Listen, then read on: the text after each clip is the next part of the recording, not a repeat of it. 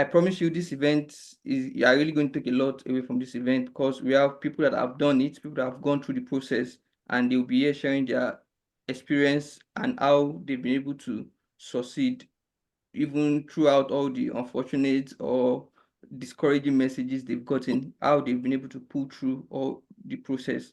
So trust me, you are going to have a very great evening. You're going to have a lot to take away this evening. So I would like to introduce myself. I'm Olajuwon Yakub, and I'm honored to be your host this evening, partnered by my ever vibrant Rukayat Balogun. And you can see, Rukayat, can you give us a brief introduction about yourself, please? Rukayat, is she here? Oh, I guess she's not with us now. I am with you. Oh, all right. Good Introduce evening, yourself. everyone. My name is Balogun, and I currently study MSc Data Analytics and Tech at the University of Bolton. I am also holding a position as the student chair of IEEE community in my school. So IEEE is a global community. Entails departments under electrical, electronic, and engineering, and has branch all over the world. So I'm currently chair of the student branch in the University of Bolton. So I'm going to be your co-host in this wonderful event alongside Olajuwon Yakub, who's going to also introduce himself. All right, thank you very much, Rukayat. So let me just give let me start again. I'm Olajuwon Yakub, and I'm the chairman of the Bolton Data Community and also the IEEE student development. And yeah, I think basically I'm also studying masters in data analytics in the University of Bolton too. Well, I'm done. Required. We are waiting for you to come. All right, let's go. But let me quickly drop something before we continue actually. And that's going to lead me to our conversation.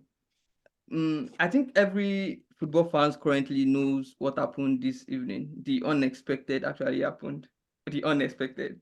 After having a very bad season, United fans are actually buzzing right now. I'm a United fans and I'm buzzing. It's crazy. We never expected it.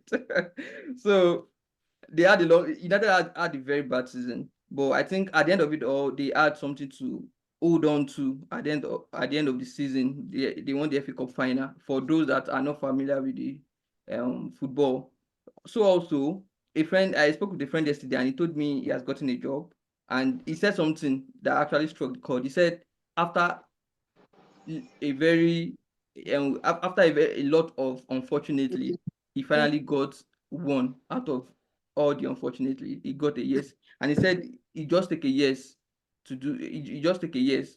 So also as students, as international students coming to the UK, we only need that yes. Fine, you get a lot of unfortunately message. Your background does not fit a lot of yes, a lot of messages like that. But like United, I want you to believe that at the end of it all, you have something to hold on to. You have a yes to hold on to at the end of your journey. So join us. I want you to take your time, listen, and take note, if possible, to every ideas, to every experiences, to every learnings you're going to be getting this evening. I want you to take your time and listen and get rid of every distraction, because trust me, you don't want to be distracted in this session. You don't want to be distracted. So I want to take your time, jot down necessary points that needs to be jotted down. Take your time. So I welcome you again to this event, and I hope you get a lot. Not even I hope, I'm sure you get a lot at the end of it all. So before we continue, I would like our speakers to kindly introduce themselves, just a brief introduction. Then after their brief introduction, then we move in to the questions, will be which will be coordinated by required Balogun. Yes. I'll be introduced. I would like our speaker starting from, is Jacob with us? Jacob, is he with us? Hi, good afternoon. All right, Jacob, welcome. Thank you very much we are honored to have you this evening. Okay. The pleasure is all mine. All right. Can you guys hear me clearly? Yeah, sure, we can. All right. Hi everybody. My name Hi, is good evening. Oluwafemi Jacob. I'm also an alumni of University of Bolton. I studied cloud and network security. I think most people here are data analysts. Your mic is muted, Femi. Oh, right. sorry. Yeah. I didn't know when I got muted. What was the last thing you guys heard? You said you studied cloud and network security. Oh, fantastic. All right. So I studied cloud and network security. I think I might be the only networking cloud cybersecurity person. Everybody here seems to be from a software or a data background. So pretty much I currently work as a cybersecurity analyst. Prior to that, I pretty much just changed my job in the past month or thereabouts. Before that, I worked as kind of like a security engineer with one of the councils here in the UK. And just about last year, May or thereabouts, I graduated from the University of Bolton. So brief summary about me. All right. Thank you very much, Femi. That was brief and straight to the point. Thank you. So do we have Faiza in the house? Hi, Faiza? yes, you do. All Can you right. hear Good me? evening. Yeah, we can Good hear you. evening. Would you like me to introduce myself now? Yeah, sure. Okay. Hello, everybody. My name is Faiza Jibril. I'm also an alumni of the University of Bolton. I studied data analytics. Data analytics and technologies last year, and my graduation is in July. So you Wow. guys are all invited.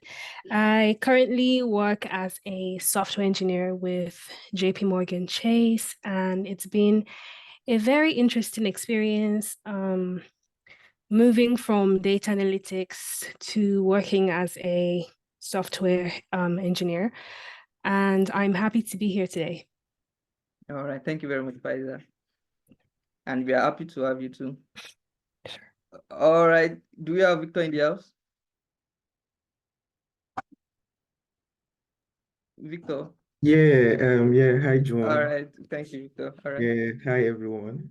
Okay, my name is Victor, and I'm not an alumni of Bolton University. Yeah. So I came in through like Global Talent visa route.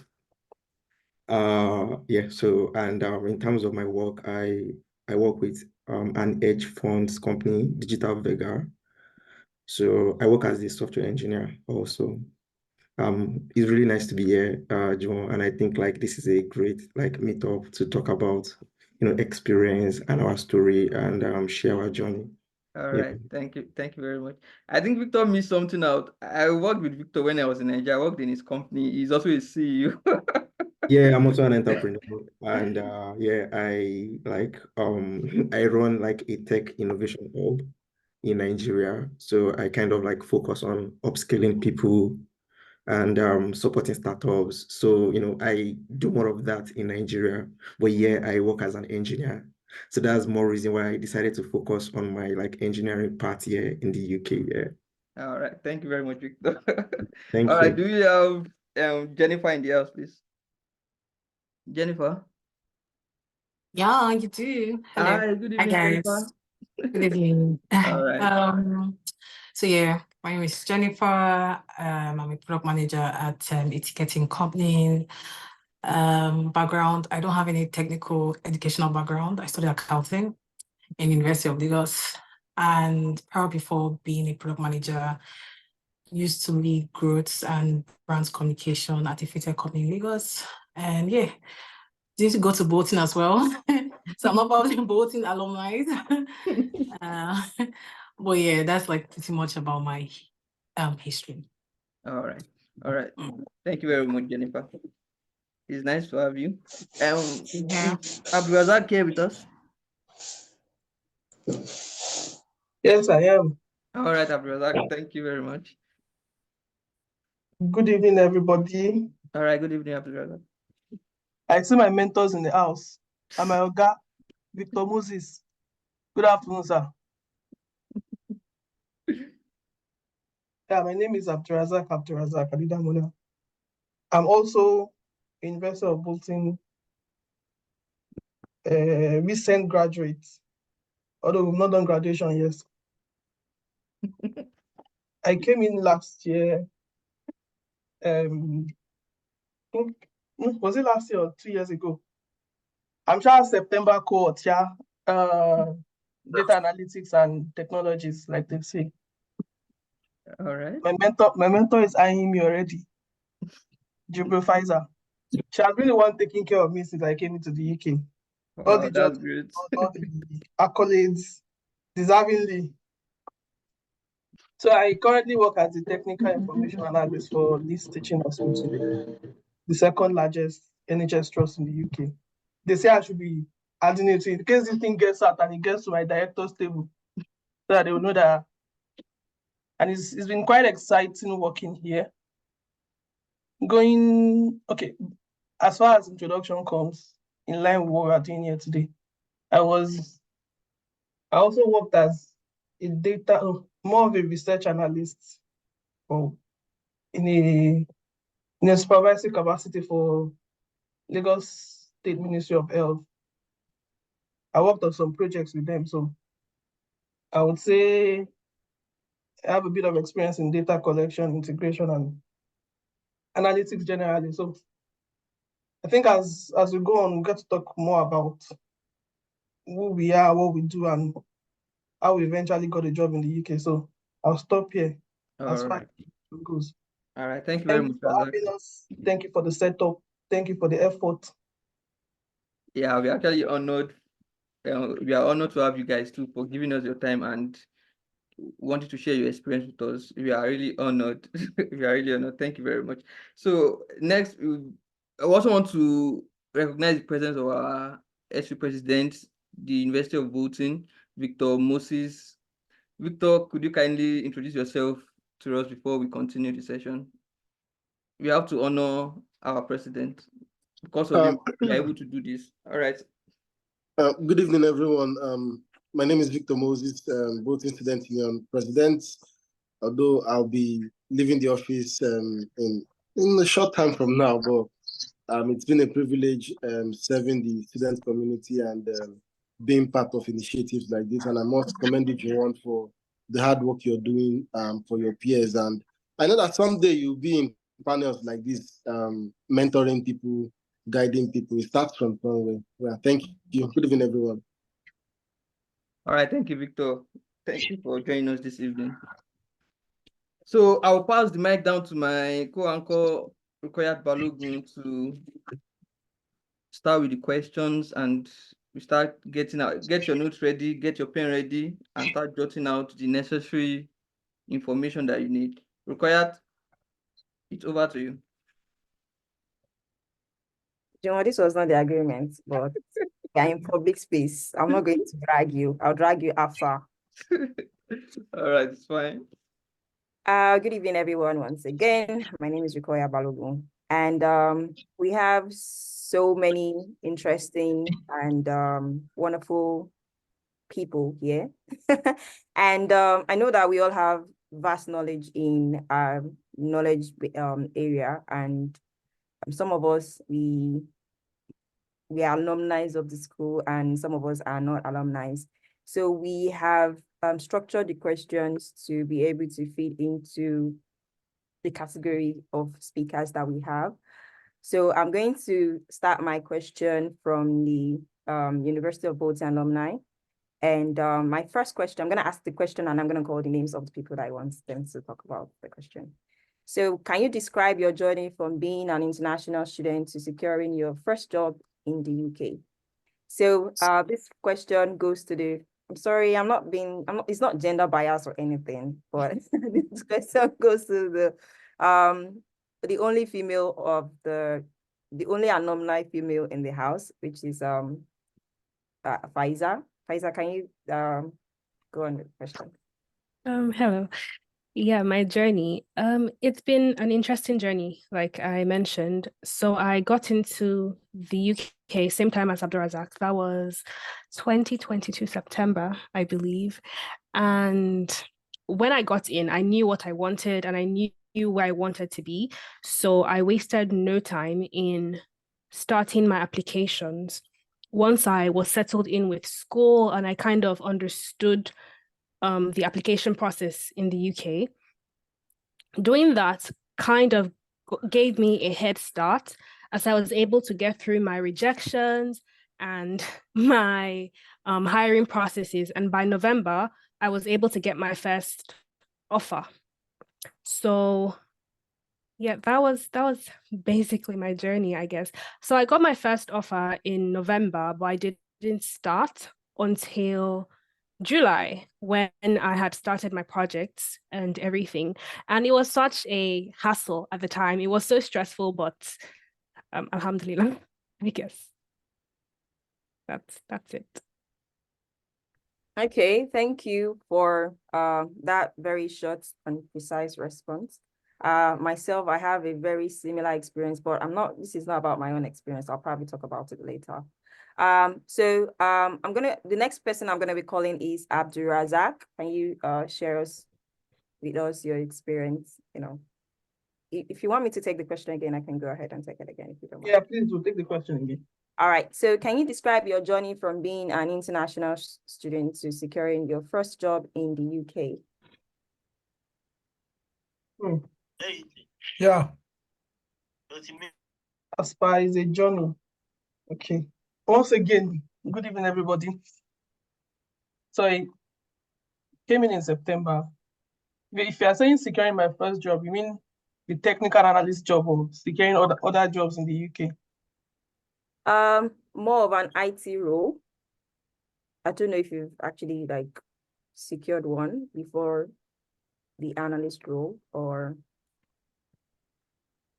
So I'll come in with, okay, the first things first, coming in, settling down, getting to understand the environment, looking at, I think the first thing you should do if you don't have anything is, I decided to optimize my LinkedIn. I didn't fervently use LinkedIn in Nigeria because it wasn't more in the purview of what I was looking for back when I was home. So I think coming in, I set up my LinkedIn, decided I was going to go into research analytics. So everything I did on my page there was optimizing my LinkedIn for research analyst job. And just like Pfizer said, one of the first hurdles I had to face was, because you're limited to 20 hours weekly, and because most of the jobs you see, I was more interested in contract jobs then. I like contract roles because they pay more and you don't have to commit for a long time. So one of the first things I faced then was, most of the jobs I saw were permanent and long-term, full-time jobs.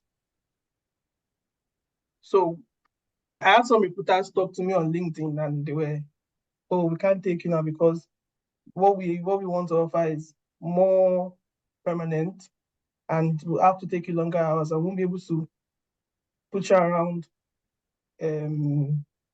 those hours you are only able to work. So September, October, I just had to settle for doing something else while I work towards getting what I wanted after.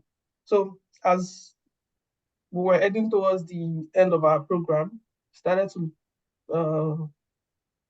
revamping your CV, understand I think one of the most important thing I did was understand how the UK system works in terms of the job market.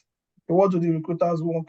What do they look for? Because back home, you're not particularly optimizing your CVs for application tracking system, the ATS that they use, which is very, very important here. So understanding the environment, okay, preparing my CV to scale over this ATS, getting to write your CVs and your letters in a way that the recruiters here will be able to pick out what you can do, the kind of experiences you have. So I started actively applying in September. I just realized, okay, well, I could after getting one or two contacts of recruiters contacting me on LinkedIn telling me, oh, we looked at your CV, we see that you're fit for this job. I think a lot of people will definitely start getting that too. Can you please apply for this role? So you started making applications for them. You start seeing the unfortunately coming when you do easy apply on. I like easy applying, or these options on LinkedIn where you just do easy apply. Can apply for multiple jobs in a day, but know that this thing will not work. It's like gambling. But when I think it was in November that okay, this is how to apply for jobs in the UK. This is how to I was inspired by the chat. So I started applying actively in November. I know when I really understood, okay, this is what I was doing, getting to understand, okay, this is how the UK system works. And I started getting more interviews then. I saw this particular one. Like I said, I wanted contract jobs, but when I saw this particular role, I didn't really want to work for the NHS, but when I saw this particular role, I read through the job description and it was really, it was something that really caught my eyes. It was really what I wanted. But then I made the application, painstakingly made the application, because anybody that knows applying for NHS jobs, it takes a lot of time. It's not easy apply. Easy apply is what I'm very sure I've applied for over 10,000 easy apply jobs. So any application that requires me filling too much information, you don't pass one page. Let me just paste my CV and go. That was what I wanted. But this thing took me, I think it took me 4 hours. I tell almost everybody this story. It took me almost like 4 hours to fill because I was very lazy with applying. Once I think it took me almost 4 hours to apply. I will maybe fill 2-3 lines, go away, maybe go and play game, watch movie, come back. But I eventually applied and I got the offer. I applied, they called me, I went for the interview and got the offer. After that, I got 2 more interviews but I didn't go because this particular one just stuck with me. It was everything that I wanted. I wanted to work in Azure, I wanted to work with the cloud. It was integrating and it was even working in the healthcare. So it was what I really wanted. I think that summarizes the journey from being an international student, coming to the UK, getting to understand the environment, then making applications at first, ignorant applications, then getting to know, oh, okay, I had to do a bit of research to know how to apply here, to catch these people's attention, and finally getting that particular job that I wanted. Yeah, it's been smooth and it's been interesting, with lots of unfortunates for me to apply. Thank you very much. very much, Adedamola, for that beautiful insight. Yeah, I will. Sorry, let me take note of the professor in the house. Good evening, sir. Professor Celestine, I observe your sneaking in. Thank you very much, Adedamola, for that. Thank you very much. Just sneaked in to see what you guys are doing. We're all internationals and just all of them. Thank you, sir. You to hear. Good evening, Dr. Celestine. We really appreciate you for taking time to join us. If you are a student of University of Bolton, I'm sure we all know who Dr. Celestine is. He's one of the most notable professor in the University of Bolton and also in all the universities in the UK at large. He's also on a global talent visa as doing all the introduction. Just no, continue with all your we need to. He's also a Nigerian, like most of us, and he is also Kindly mute your mic, Dave. Dave. Thank you. He's also the student coordinator, IEEE chapter, and the kingmaker of IEEE at large. So thank you very much for joining the event, sir. So I'm going to move on to Jacob. Jacob, are you with us? Yeah, I'm with you. Hi, good afternoon. The question, right? I can see Faisal there. Hey, long time, miss you. Good evening, sir. Yeah. Miss you too. Okay, good. Good evening. I'm here, Sue. Right.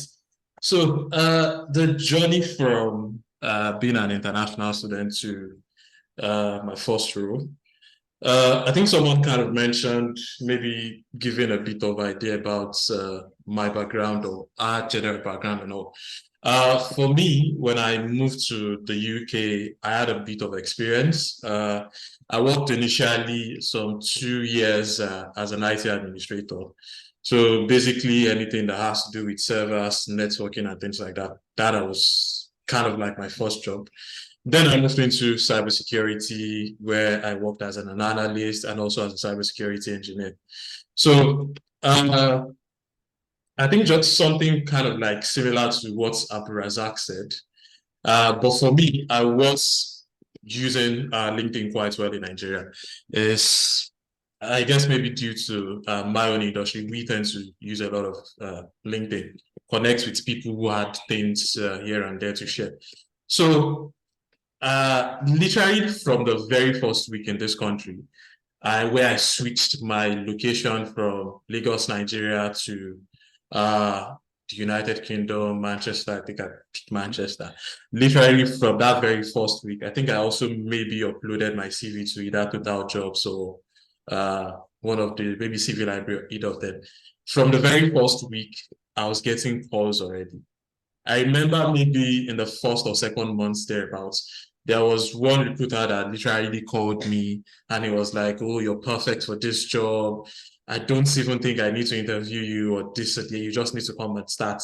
And immediately I brought up the dreaded phrase, which is I'm an international student.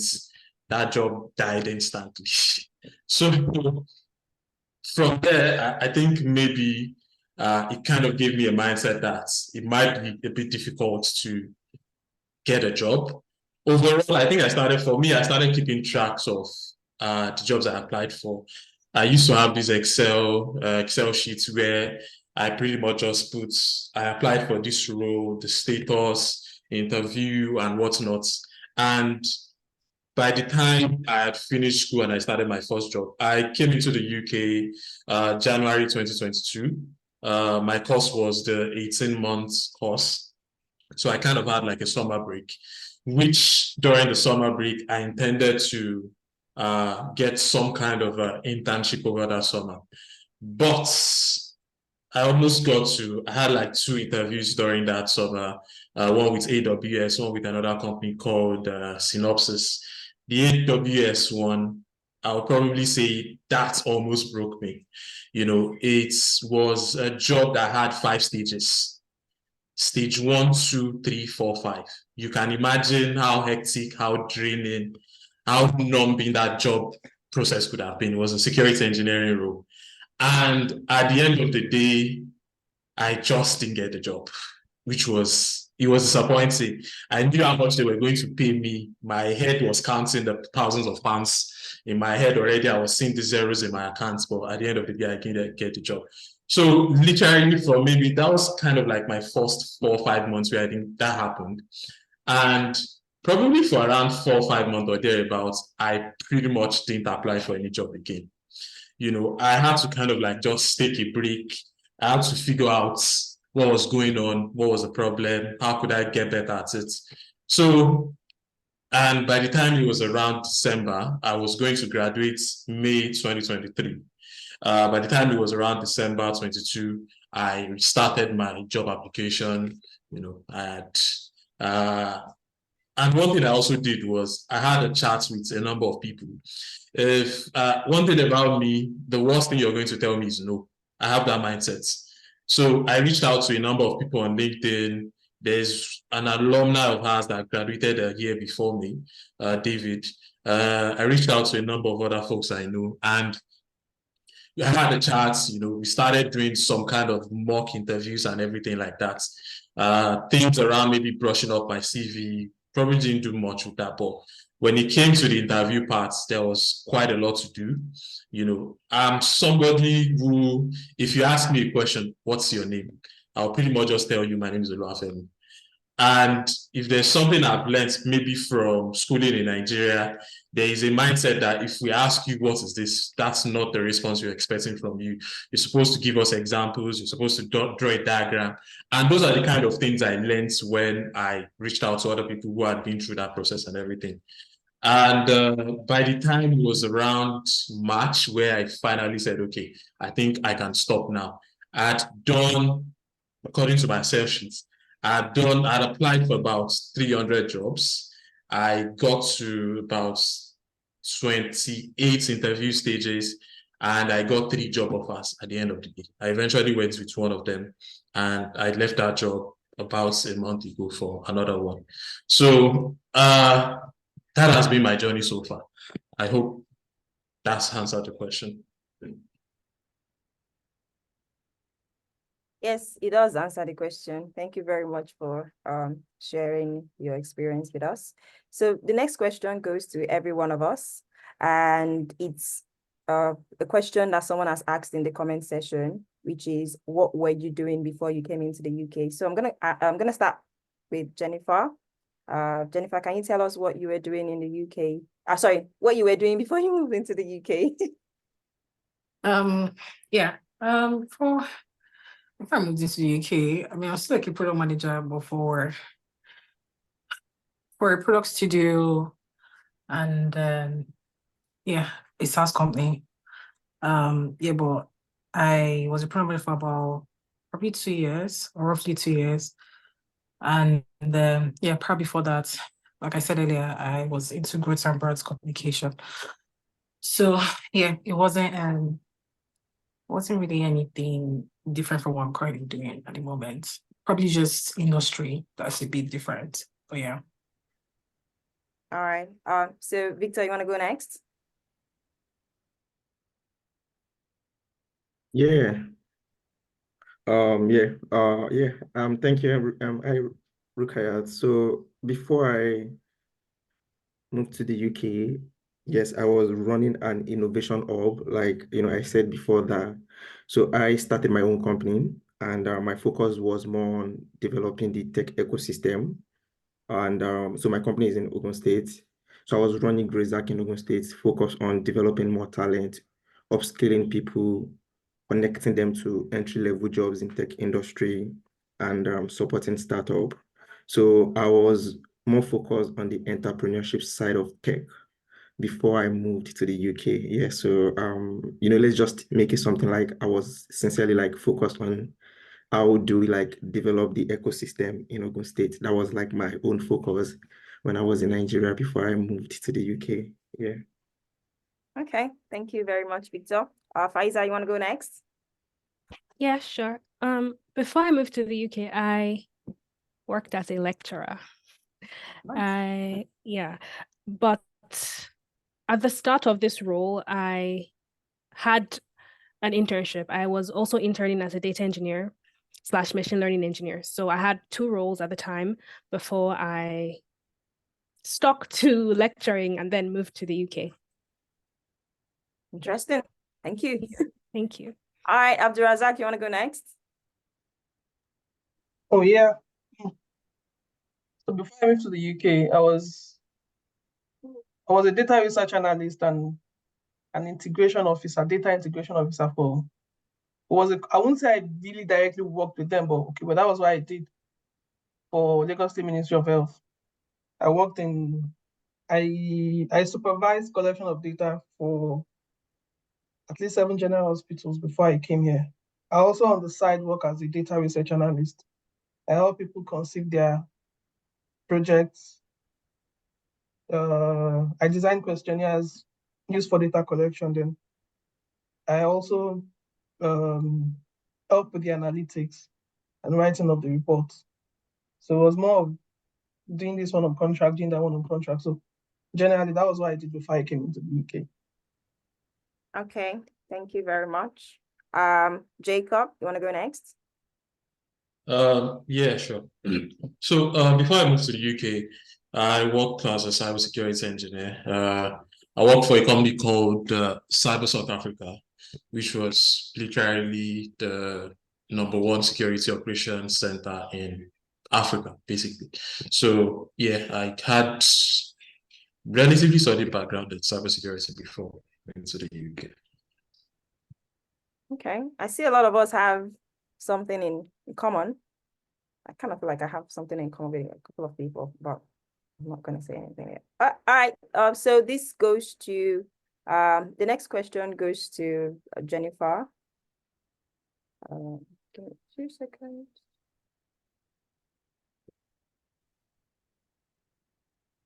Yeah.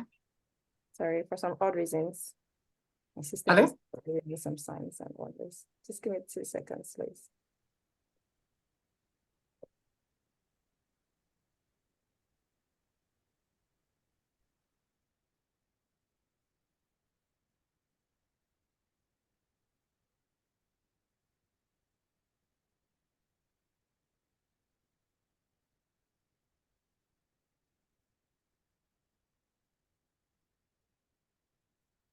Okay. So the question is, can you share your experience applying for UK Global Talent Visa? Because I feel like, I don't know, I might be wrong. I think the process is different for each, how do I not want to say, career path. I think, I'm not sure, but I think, because Dr. Celestine is here, I might want to ask him because he's in Yeah. ed. So I think, though, I might be I wrong. think, well,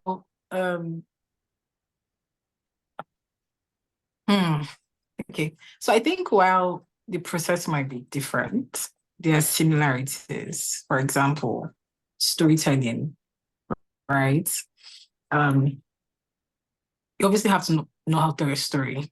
You're literally selling yourself, right? So which I think is like similarity, like across all fields. You're selling your years of experience and posturing it, you know. One thing I think that is actually common between all fields is obviously the structuring of evidences. Because they obviously have certain evidences that they want to see, which regard whether you're an engineer or you're a product manager, you're a product designer, if you do choose that category or that specific category, like you have to show evidences relating to that particular category. So for my experience in applying for the Global Talent Visa, I actually applied twice. The first time was in in 2023, 2021, November. I didn't get it.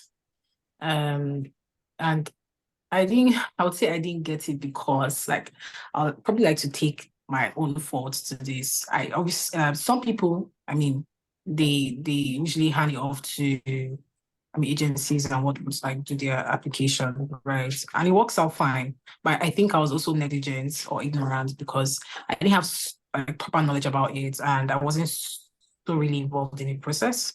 So I was just like, okay, whatever that you've done, just submit it here.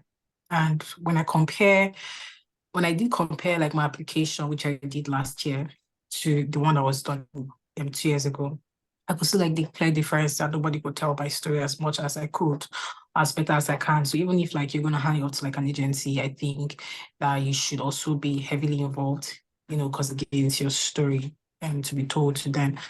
And when I was obviously making the application again, I'd used I think they call it performer, where I'm not sure if that's the word, where they tell you, okay, this is what you did wrong, and this is the reason why we told you no in this particular section. And I was working closely with like those reasons to reapply or make my applications again.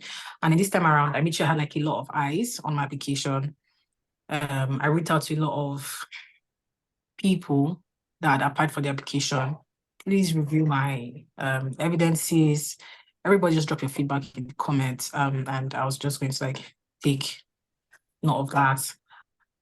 Something else I did do that I think that also made a very clear difference is I reached out to a lot of PMs as well, because the way you present your evidence is like different from the way an engineer will present their evidences. So yeah. And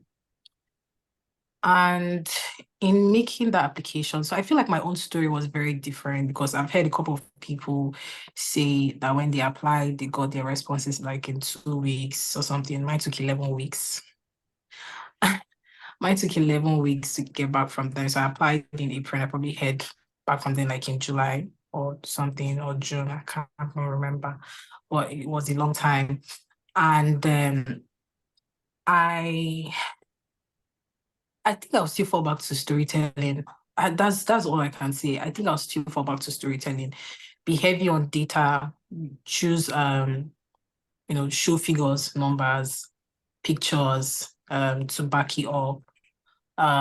Do not put they have an issue with when you're attaching a link and it goes back to a folder, right? They want it to be redirected to like a public site or a public website, right? And not almost all your links are being redirected to a folder.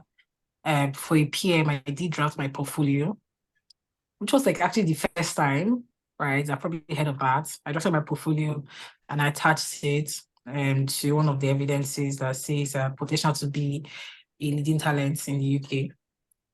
So drafted my portfolio and yeah, really trying to get feedback from a lot of people who had made this application before. Like they say, knowledge is actually very key. Everybody has different perspective, and it's just really great to like hear perspective from other persons and turn it into your perspective. So that's what I did. I think that's like really brief summary of my application. All right, thank you very much. I'm going to come back to Victor because I know that you will definitely have like a lot to say, but I'm going to come back to you. So the next question would be going to an alumni. And this time I'm going to be choosing Jacob to answer this particular question. And the question goes thus: what were the biggest cultural adjustments you had to make in the UK workspace? Oh, well, Oluwafemi, yes, sir. just a minute. There's something Okay. that is important we need to pick in that global talent. Oh, all right. Rukayat, are you done with the question on global talent? No, I'm not. I still have a couple of questions for them. I'm not done with the question. Okay, so that you can run it down. Yes. Because it's very important. There are a whole lot of you should be applying for that. Yes. Thank you, sir. I'm also one of the people interested in the global talent, so I don't mind hearing more about it. All right, so work cultures. I think for me, in Nigeria, I kind of also worked with a number of what's it called? People that were not Nigerians. Worked with a lot with folks that were other African nationalities. My company then was not Nigerian owned. It was owned by Israelis. So and also a number of products we had or we were working with, say maybe the Microsoft Sentinel, say a QRadar, Palo Alto, or maybe Fortinet Firewall and things like that. Those were products that we had to deal with a number of foreigners and everything with. But I think one very common thing that I probably am still getting has to be maybe kind of like the British humor, which is always sometimes, when there's always that conversation and everybody's laughing and I'm just, what are they talking about? What's so funny? So I think that's one thing that has been like, oh, maybe a culture shock. And maybe it's a bit even much more obvious now that my current company is a global organization. On an average day, I can talk to someone in Australia, in Poland, in the US, in Canada, in Mexico, in Japan, quite a number of nationalities and everything. So, and if they've kind of also had that melting pot or thereabouts where it's really is an organization that is global and there's really not much of a cultural difference if you're if you're someone that has worked on that kind of level before. But when you work in a maybe a solely British organization, that might be a bit more complicated. And for me, it's always just that humor. I'm just like, what's so funny? And another thing is, I worked kind of like 80% remote. I only went to the work once a week. Now I'm 100% remote. I have no clue. I know my current company has like 1 or 2 offices in the UK. I don't know where it is. I don't think I plan to know where it is. So that's something to also take into consideration for me. I can relate with you. I mean, when I was in Nigeria, I was working for a UK company that has a branch in Lagos. And I only went to work, I think, first 2 weeks when I started working. And for like 9 months, I never stepped foot in the office space. And then the next time I went there, it turned out that the office space was changed. We relocated to a different space. And it was very awkward, meeting with people that you usually see virtually. It is very, very awkward. So yeah, I kind of like understand your perspective about that. So the next question goes to Faiza. What are the challenges that you face now in your current workspace? And what were the challenges that you faced before you were gainfully employed? And how did you go about the challenges? Because you said that you were a lecturer before you transitioned into tech. You kind of like share some of those what's it called, history? Because myself, oh God, interesting. I've been a whole lot. I've been a tech person. I've been an educator. I mean, I've worked at the education sector from like level 0 to like the last level you can possibly think of. So I'm trying to understand how you were able to, what were the challenges that you faced, if you actually did face the same challenge. How were you able to like, what were the solutions? How did you go about it? Did you reach out to people or did you just pray or something? Of course, not pray. Okay, I'll start by saying that my first degree was in computer engineering. Okay. And I did have a prior master's in computer science before coming to the UK. So when I was lecturing, I was teaching data structures and also engineering math. So it's, still within the field of what I'm working with now. So I didn't find it too difficult to adjust, really. I just knew that I had to learn a lot because the language that I use now at work is Java. I had never learned Java. I had never worked with Java, but I was open to learning it. I knew I needed to dedicate myself and put in a lot of effort. And I'm still learning Java till now while still working with it. So that was a challenge I faced, learning a new language. That's still what I'm facing. And I would say the way to combat it would be just keep learning. Sometimes you'd feel like an imposter. You'd be scared, thinking, oh, maybe I'm not doing very good enough. But I assure you, as long as you keep trying, your superiors notice that and you'll be just fine. Besides that, something else I struggled with was networking. It's not something that is popular in Nigeria, at least from my end, and I'm quite introverted. So when I got here and I started working, there was a lot of emphasis put on networking and getting to know people. And I kind of struggled with that because I didn't think it was necessary. But now I've adjusted and I have understood that working in the UK requires networking. So I'm getting out of my shell and going to more networking events as I should. I hope that helps.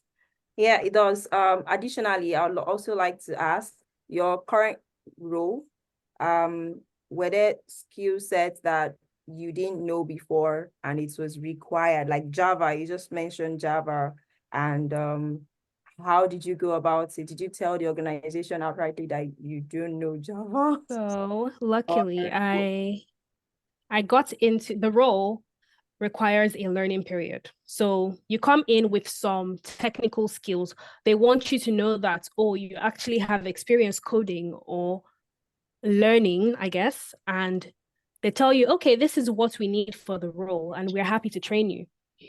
And you have to do well during that training period. Does that help? Yeah, it does. That's the perfect question. Sorry, that's the perfect response to the question. All right, thank you. So the same question I want to ask Abdulrazak.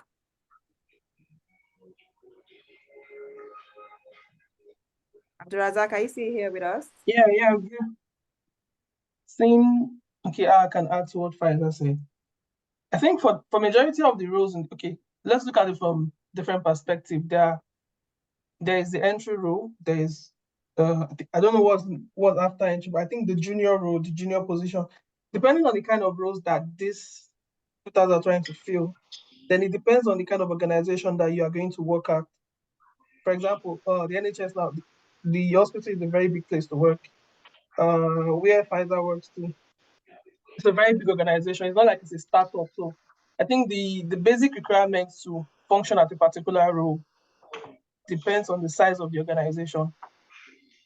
For most entry roles in large organizations, they tend to give you this learning period. You can come in, learn from the seniors, give you small tasks and small projects to work on. Then you get to learn from those that have obviously been in the system. But I think if you are looking to start to get a job in a startup that they want someone who has a lot of experience, they don't have the, what I call it, they don't really have the time to train someone to be perfect for the role. They want you to hit the ground running.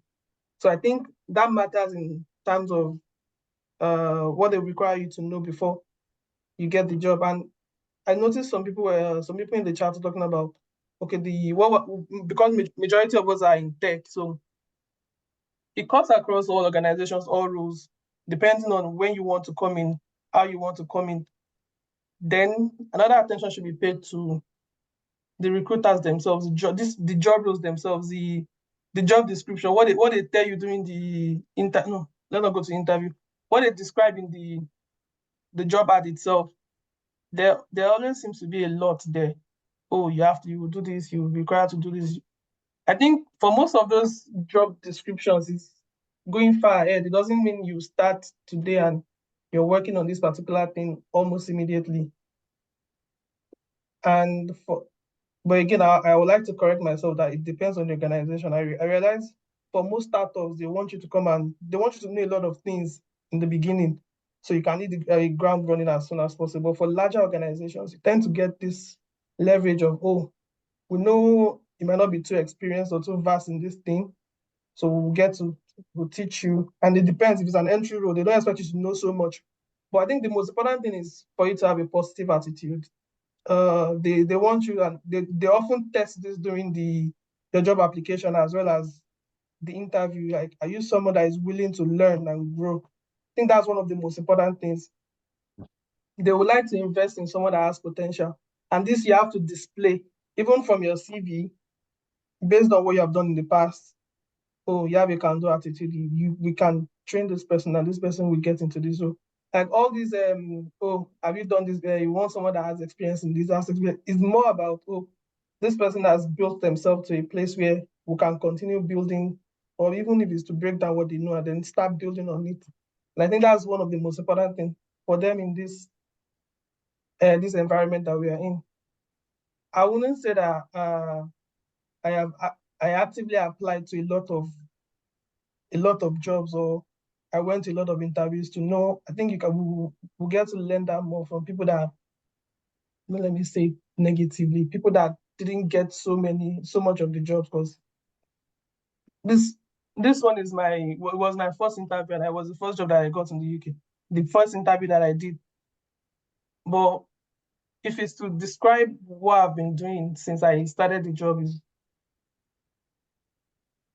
I didn't know a lot of SQL before. I would say maybe I knew 5% of SQL. And this was even, I'm talking about in terms of challenges at the role, as well as maybe during the interview. Then before, I didn't know a lot of SQL before. I was very good in I'm still very good in Python. I was more tending toward towards data science, and this is a more SQL development role. I didn't know a lot of SQL before. During the interview, I was asked SQL questions, but even practically, I couldn't answer about that. I think there were like 5 questions. I was able to answer 2 confidently. I was helped with the third one. I had ideas of the remaining 2, but he knew I had, okay, I probably know these things, but maybe probably because I haven't used it in a long time, I may not remember it again.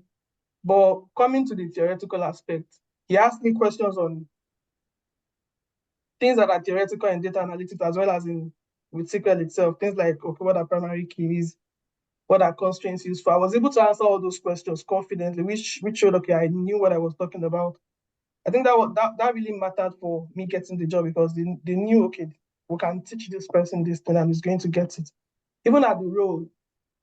And going back to your previous question in terms of maybe cultural differences, I don't work in a lot of places in Nigeria. I only worked in Lagos Ministry of Weather, but I realized, I think there are more, and I think this is also in terms of the organization that you are. If they are big, I think they have the time to teach people.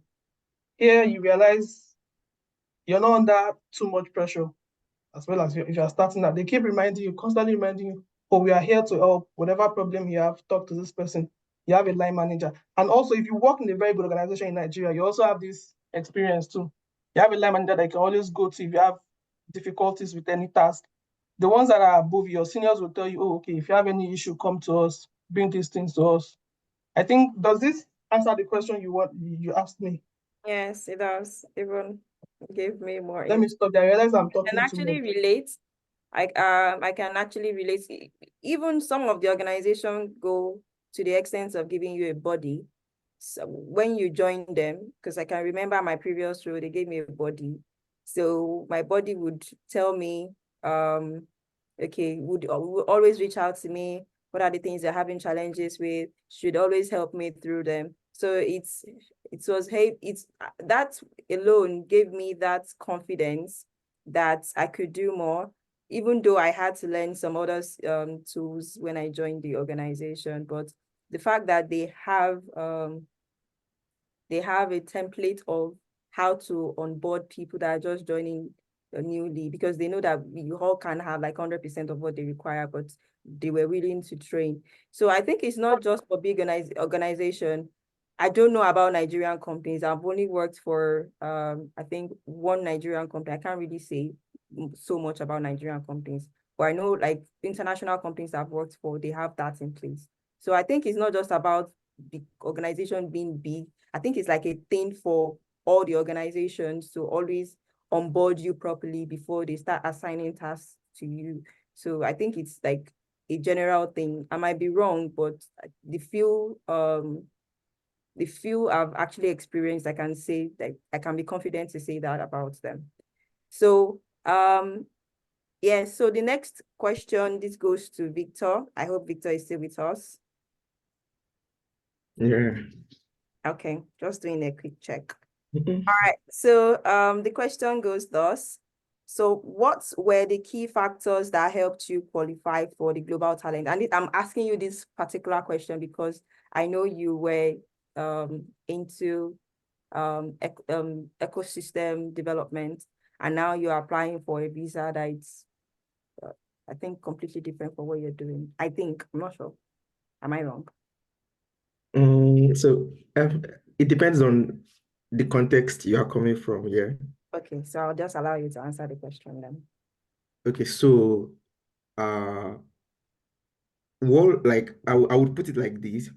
So for Global Talent, from my own perspective, they are looking for people doing something, probably making impact in the tech sector already, probably in your home country.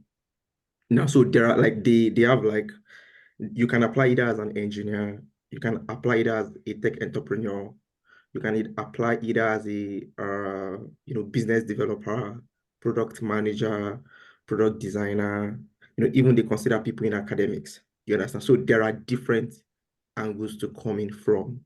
The only thing that I think is more like generic is can you defend the sector you're coming from?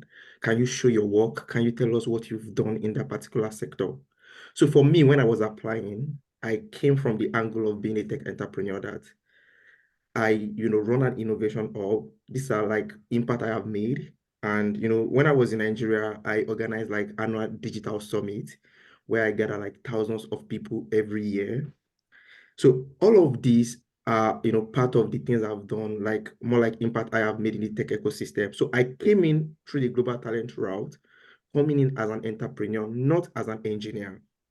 So, but there are different routes that you can either apply as an engineer, you can apply as someone that, you are focused on the ecosystem, as long as if you claim to be focused on building a tech ecosystem, do you have like the results? Do you have evidence? Do you have what to show as what you are doing already? So overall, to be honest, global talent does not like is not limited to people just in tech. I have people that are in art, people that are in entertainment sector coming in through global talent. I have people that are in fashion sector, people that they just like, they are in fashion and they still coming through global talent route. So it just depends on what do you do? Have you made like substantial impact in that sector, and can you defend that impact? So me, I mean, when I was applying, then I applied in as an entrepreneur, and that was more like it. Showed majority of my work, product I have built, product I have been part of. All of these were what I kind of like submitted as evidence when I was applying as under global talent visa route. Yeah, so basically that was more like it for me. I didn't apply as an engineer when I was coming in. It was when I got to the UK, I felt like, I can't just come into the UK and start like building a startup here. I don't understand the market. I don't have an idea of how some things work. Then because I have a solid engineering background, I decided to look and taking a technical role. Yeah, that was more like it for me. So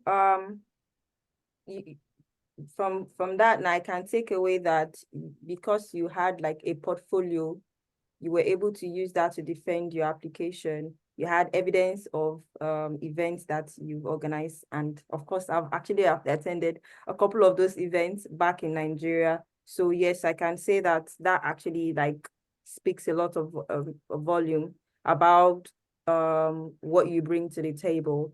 So yes, so what are the opportunities that global talents present? I mean, for you now, you said you applied as an entrepreneur, but Yeah. now you are currently holding an engineering role, right? Yeah.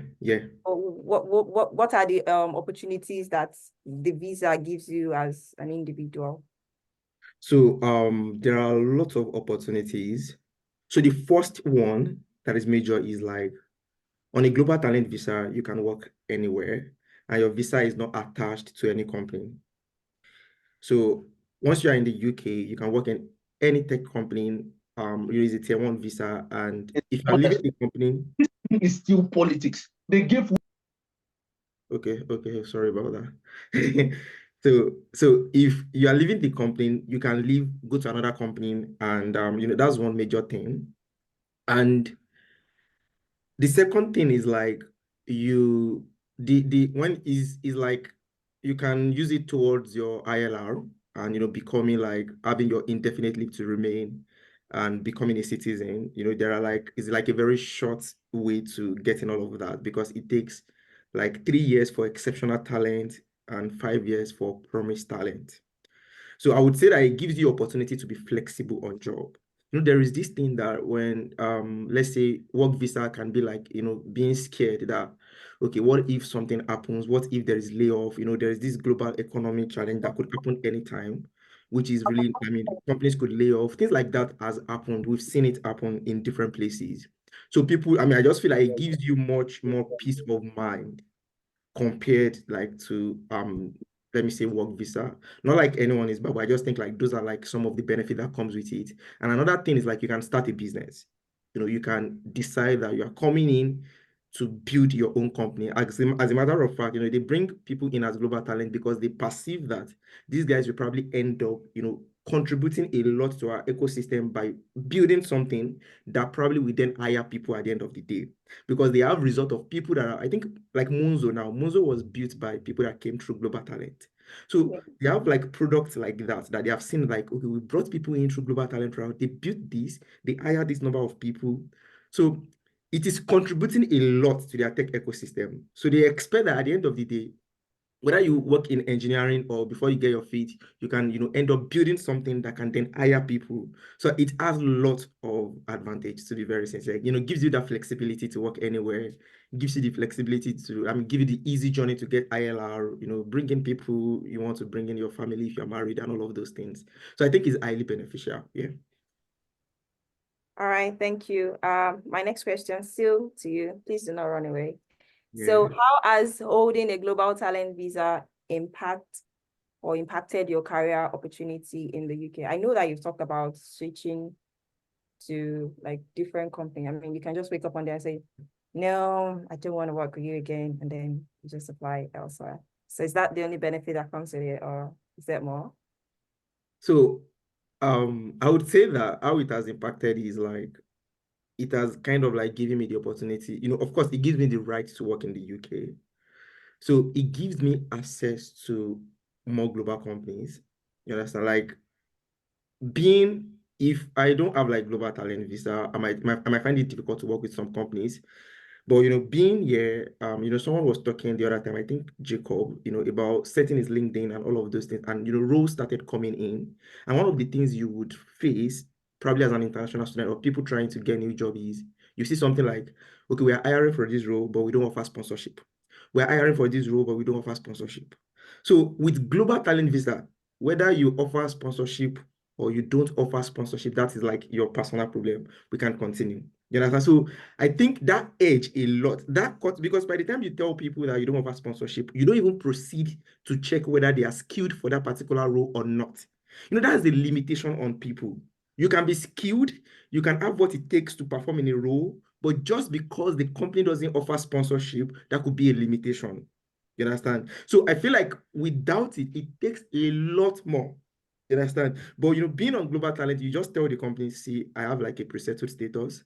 I'm on a Global Talent route, and I don't need sponsorship. So they will tell you, let's go into the interview, let's do this. So it's a much more like smoother process. Yeah.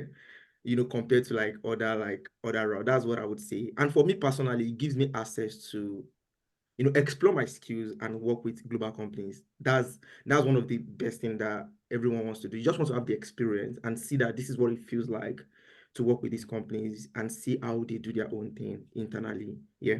So I think, to be very sincere, major thing that I would just say is a pickup for me is like that tagline of no sponsorship is not a problem anymore, and you are not practically attached to any organization. Your stay is not attached to an organization, and still it counts towards you getting ILR. So I feel like they give that regard to that route, which is why I think it's a good thing to like really, really have, especially if you already work in tech already. It is applicable anybody, data analyst, engineer, any role, cybersecurity. The only thing is like, just tell us the impact you're making in that sector. Things like, okay, speaking engagements, you must have engaged in like, being invited to speak at different events. They want to see people that are like doing something, and then find a way to just tell us what you are doing. And then I think that's basically it. There is a lot more information about global talent, of course, but because I believe that the scope of this like meeting is not to like go into details of all of that, is why I'm not going very deep. So I'm just like giving like the the surface explanation of this thing. Don't So give us this explanation, Victor. Give us I should go into details. Yes. Okay. So because no, my perspective is like going into details would be like get like people interested to get what they want, and some people probably not interested might just be like, okay, we are talking about, but then let me just go much more deeper. So they want you to show, like, for example, let me just come from this perspective now. Applying for global talent routes, you need to show products that you have worked on, either as any role that you worked on that product. Now, this could be as analyst, it could be as a cybersecurity person, it could be as a business developer, it could be as a founder, and you could also be a key engineer or maybe product designer, any role at all. but show us the product and show us your work. Then this one of the major thing again is like show us like social contribution. What have you done for the society? You know, an example could be like supporting programs. You know, when people are trying to organize programs for university, what IEE is doing right now, this is a social contribution. You understand? You are making impact directly, whether you like it or not, by passing this information to people. They want you to show them things like that, and let us be sure that you have done this. Then they also want to show evidence that with what you are currently doing, you have very good income. This does not come by them asking you for bank statement. I would say some of the ways that people show this is by showing them that, okay, I currently work with this company, which shows that I am highly skilled. Because if I'm not highly skilled, this company will not hire me, you know, that kind of thing. So it could be like, just show us your offer that you earn this particular amount in this company, and it shows that you are very competent. Then apart from that, show that you have mentored people. That, okay, as a senior person, so I would say, you know, there are two routes for global talent. There is exceptional promise, there's exceptional talent. The exceptional promise is for people that are, let me say, potential talent. While the exceptional talent are people that they have already like, they are no more promising, they are already like in that sector, and they have already like make very huge impact in their sector. For me, when I was coming, I applied through the route of promise. So I showed speaking engagement I have done, I showed them product I have built, I showed them 3 products I have worked on, the growth of those, the success metrics of those products. When we raised money, how much we raised, how we're able to get like investors, things like that. Then I show them the impact I've had on people's life, how people have transitioned into tech through the company I founded. Then I show them how I have like contributed to the tech community as a whole. That was more like it for me. Then I showed them, of course, because I was not an employee, I had to show them like equity that I own in those companies. So, but coming from employee perspective, they show them that this is what I earn currently, making this impact in this company. So to be honest, that's an overview of what it all entails. Of course, there is part of like submitting personal statement and your CV, and of course, having your LinkedIn well optimized, because that is the first place they look at. You know, that is like the public thing they look at first, your LinkedIn, like well optimized. So I think that's an overview of what like global talent route looks like. There are a lot of like optional criteria. I'm sure like there was someone, I think a lecturer that applied, he would have used like academics line, but me, I didn't use academics because I don't have any thesis to defend here. So I just like use more like product, that this is the product I have built, this is the revenue this product is generating, and this is like people using the product, show them like this is the number of users we have, this is how we got money and we funded the startup, we joined an accelerator, all of this. There is no one way thing to this thing. I want to put that out there because some might come from the perspective of, I'm not the founder. You understand? I've worked with engineers and they have done it. I've worked with like just software engineers and they have done it. So it's just a thing of, by any means, show us the impact you are doing. That's basically what it is. Yeah. Thank you. Yeah. Yeah. Thank you very much. I can relate with the visa status stuff.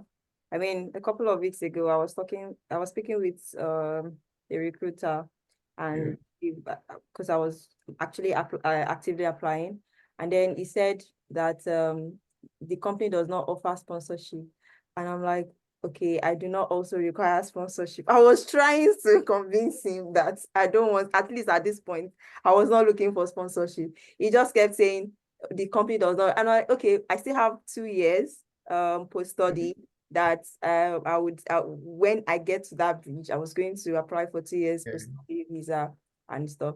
And it was like, what happens after the 2 years? And I told him I will cross that bridge when I get to that point, but I still have 2 years. So I don't think that's what I want to focus on. And then he said, I understand what you're saying, but the company is not looking at this and this on the long run. I'm like, brother, I just please stop talking about this sponsorship. Let's just move to the next phase. So yeah, I understand that your visa does not, you don't have to stress over that. I mean, it's really stressing me out. I mean, that it can be. I get that, but yeah. Yeah, so thank you very much for that.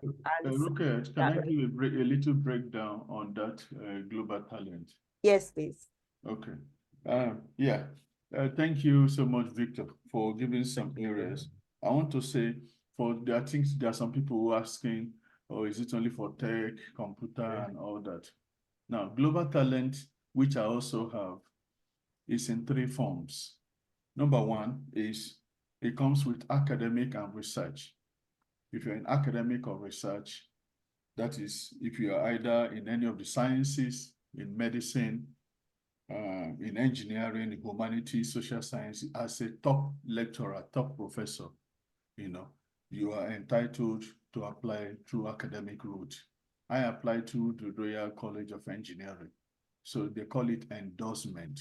So you submit your application, through the normal immigration route, they will send it there. I always tell everyone as a student to apply. It doesn't change your visa. Even if they say no, it doesn't remove anything, from what the visa you have. So that is one, through academic research. The second one is, now look at that word. You don't need, because I have two people who did not work in Nigeria. They never got any job experience, who got global talent. Now, you don't need to be a leader in your field to apply. There's two words they use, potential leader. I will come to that in a brief. Potential leader. Now, you are a full leader. That means you have made mark in your area. And then in that digital technology, that is the way people go through Tech Nation, which is more like the computer area, IT area, financial tech, gaming, cybersecurity, and AI. This area is hot in Tech Nation. If you're in this area, you can go through Tech Nation, and then they will endorse you for that, which some of our students currently have. Now, the other area, like I said, there are three. The other area is arts and culture. If you are in arts, dancing, literature, music, architecture, fashion design, film, TV, visual effects, those ones can go through that in arts and culture as an endorsement. Now, it's either you're a leader, you're an entrepreneur, you are a potential leader. These are the three areas. Now, Victor was able to go as a potential leader in that entrepreneur area. Now, what does it entail? Identify problems in your portfolio.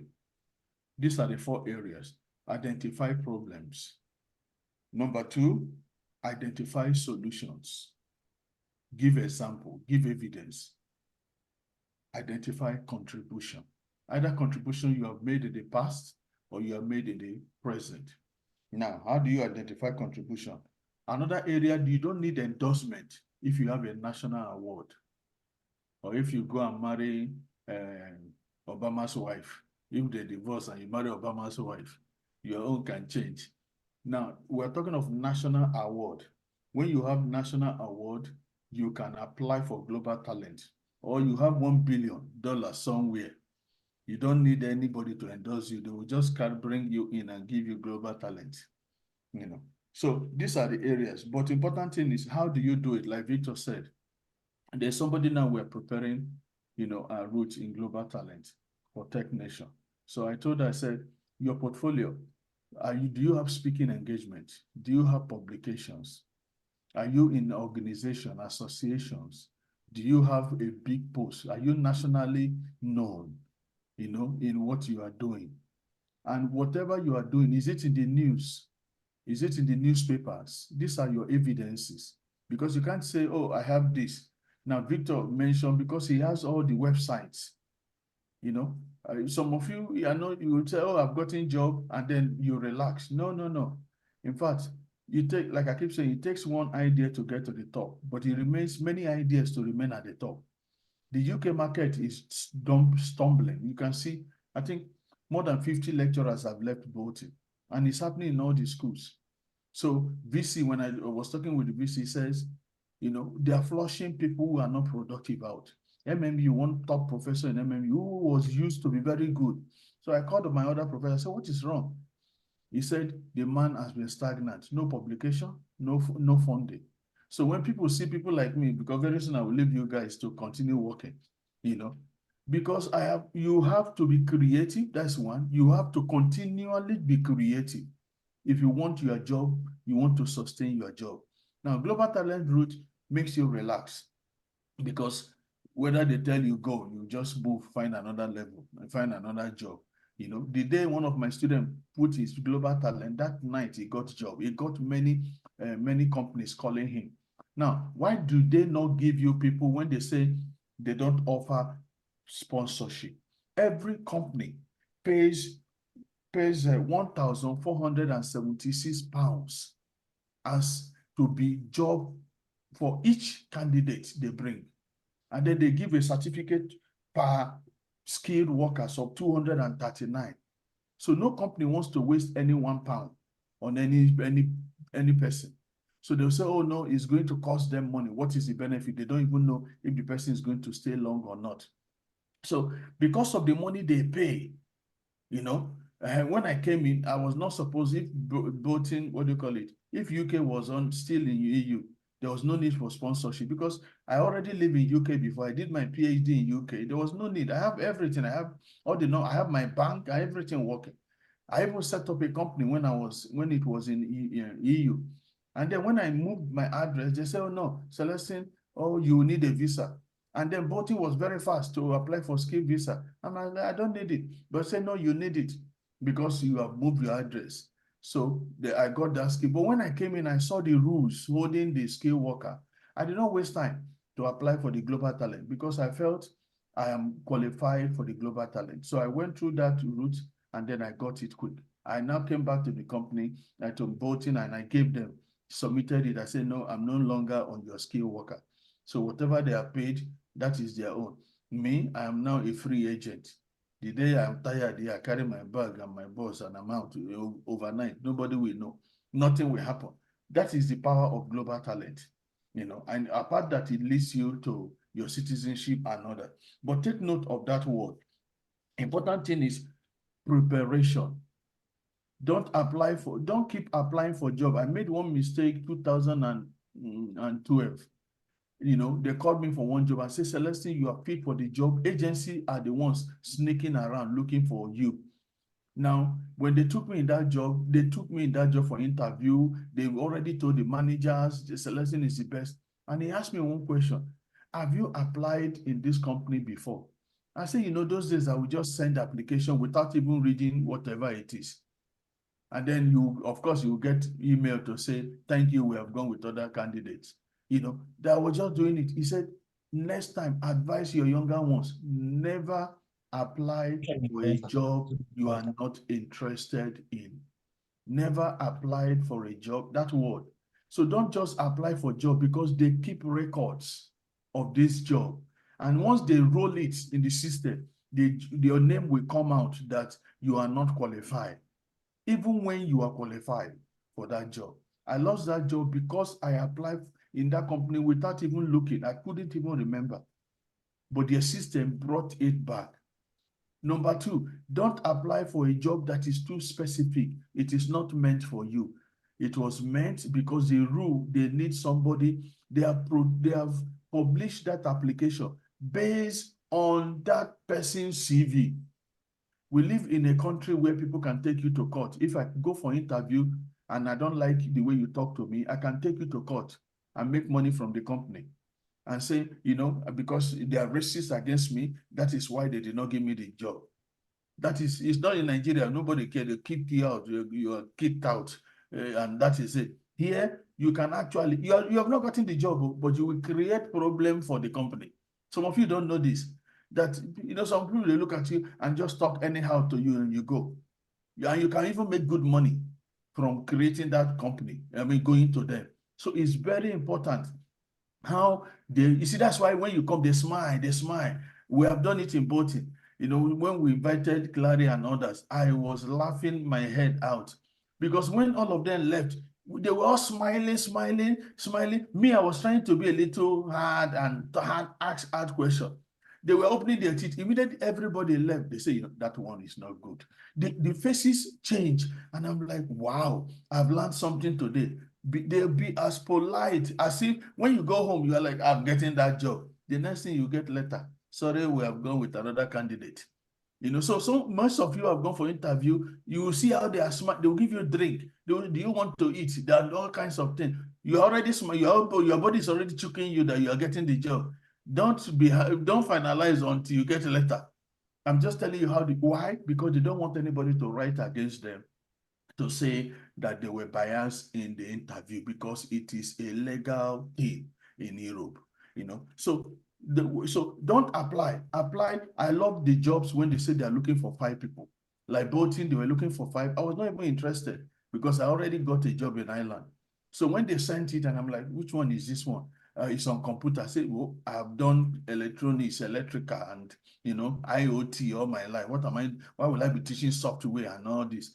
You know, and then someone was like, apply. I did not apply for the job because I got so tired, you know, from China. And I'm like, I'm not even, I told my niece, just apply.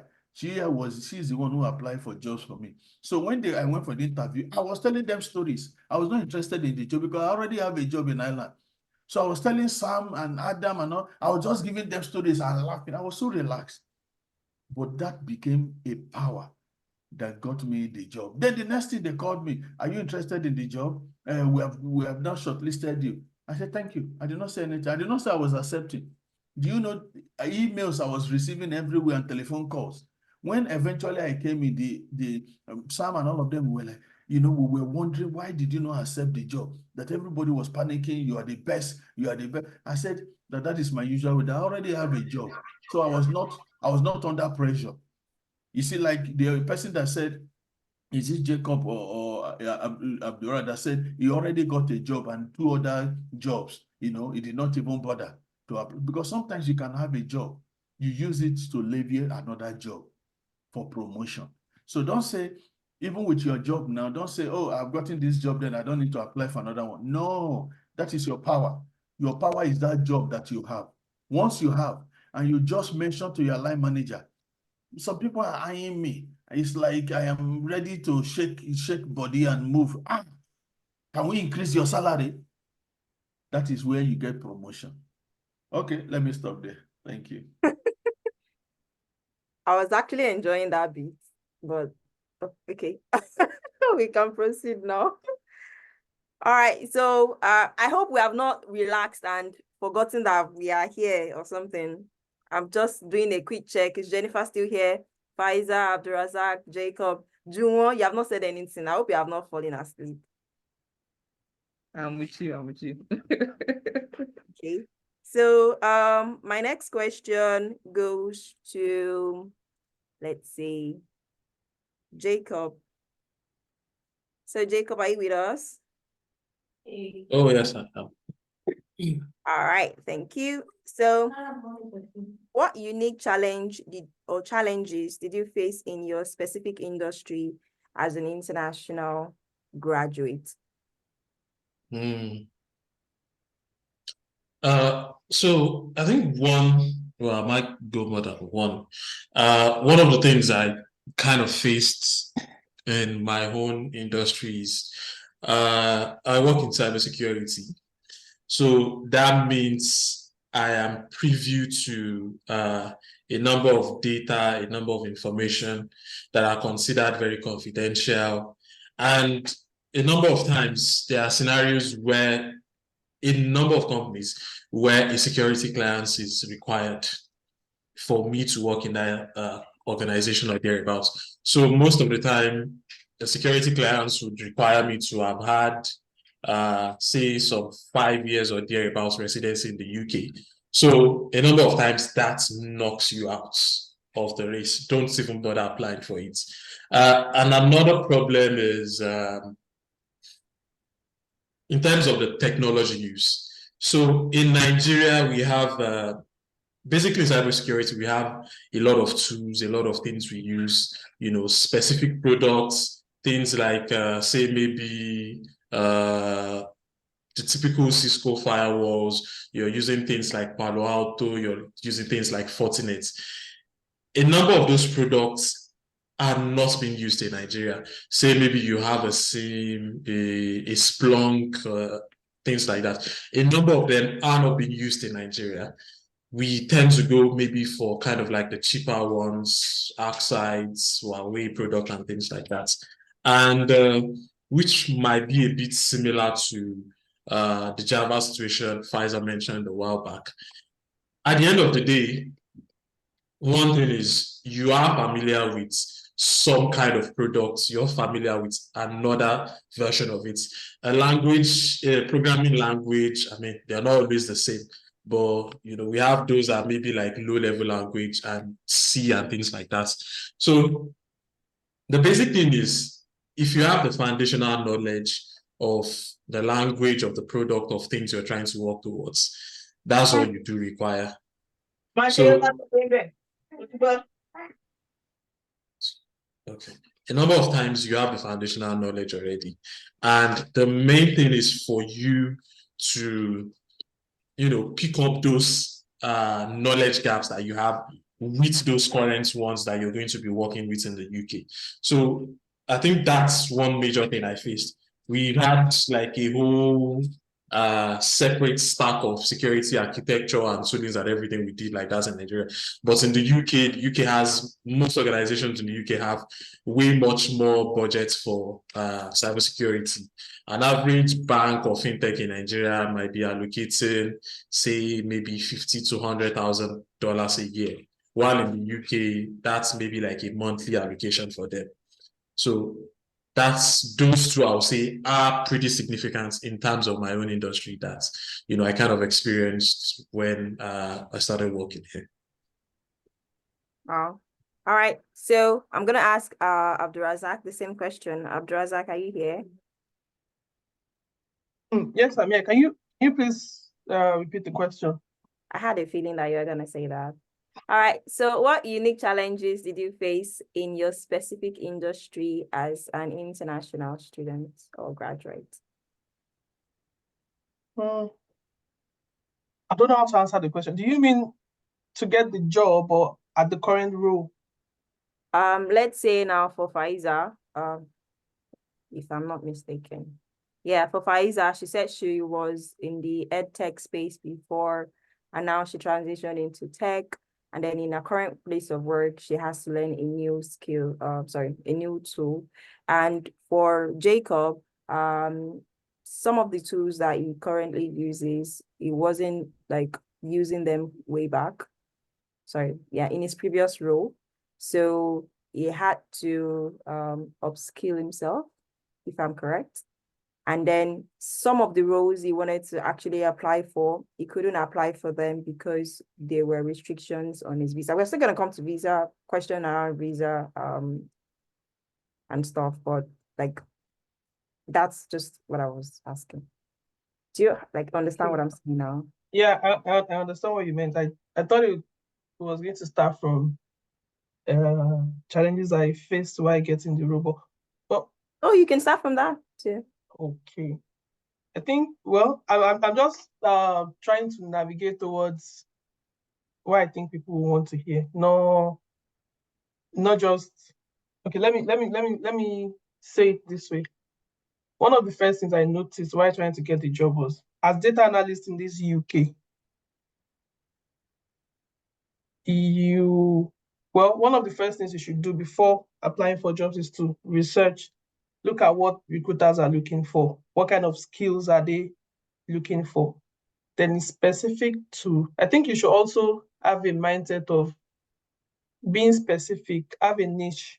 Don't just apply for, like I did then, was easy apply, finance analyst, finance data analyst, health tech data analyst, don't just go around and you might think, oh, just because you need a job, apply for everything and anything.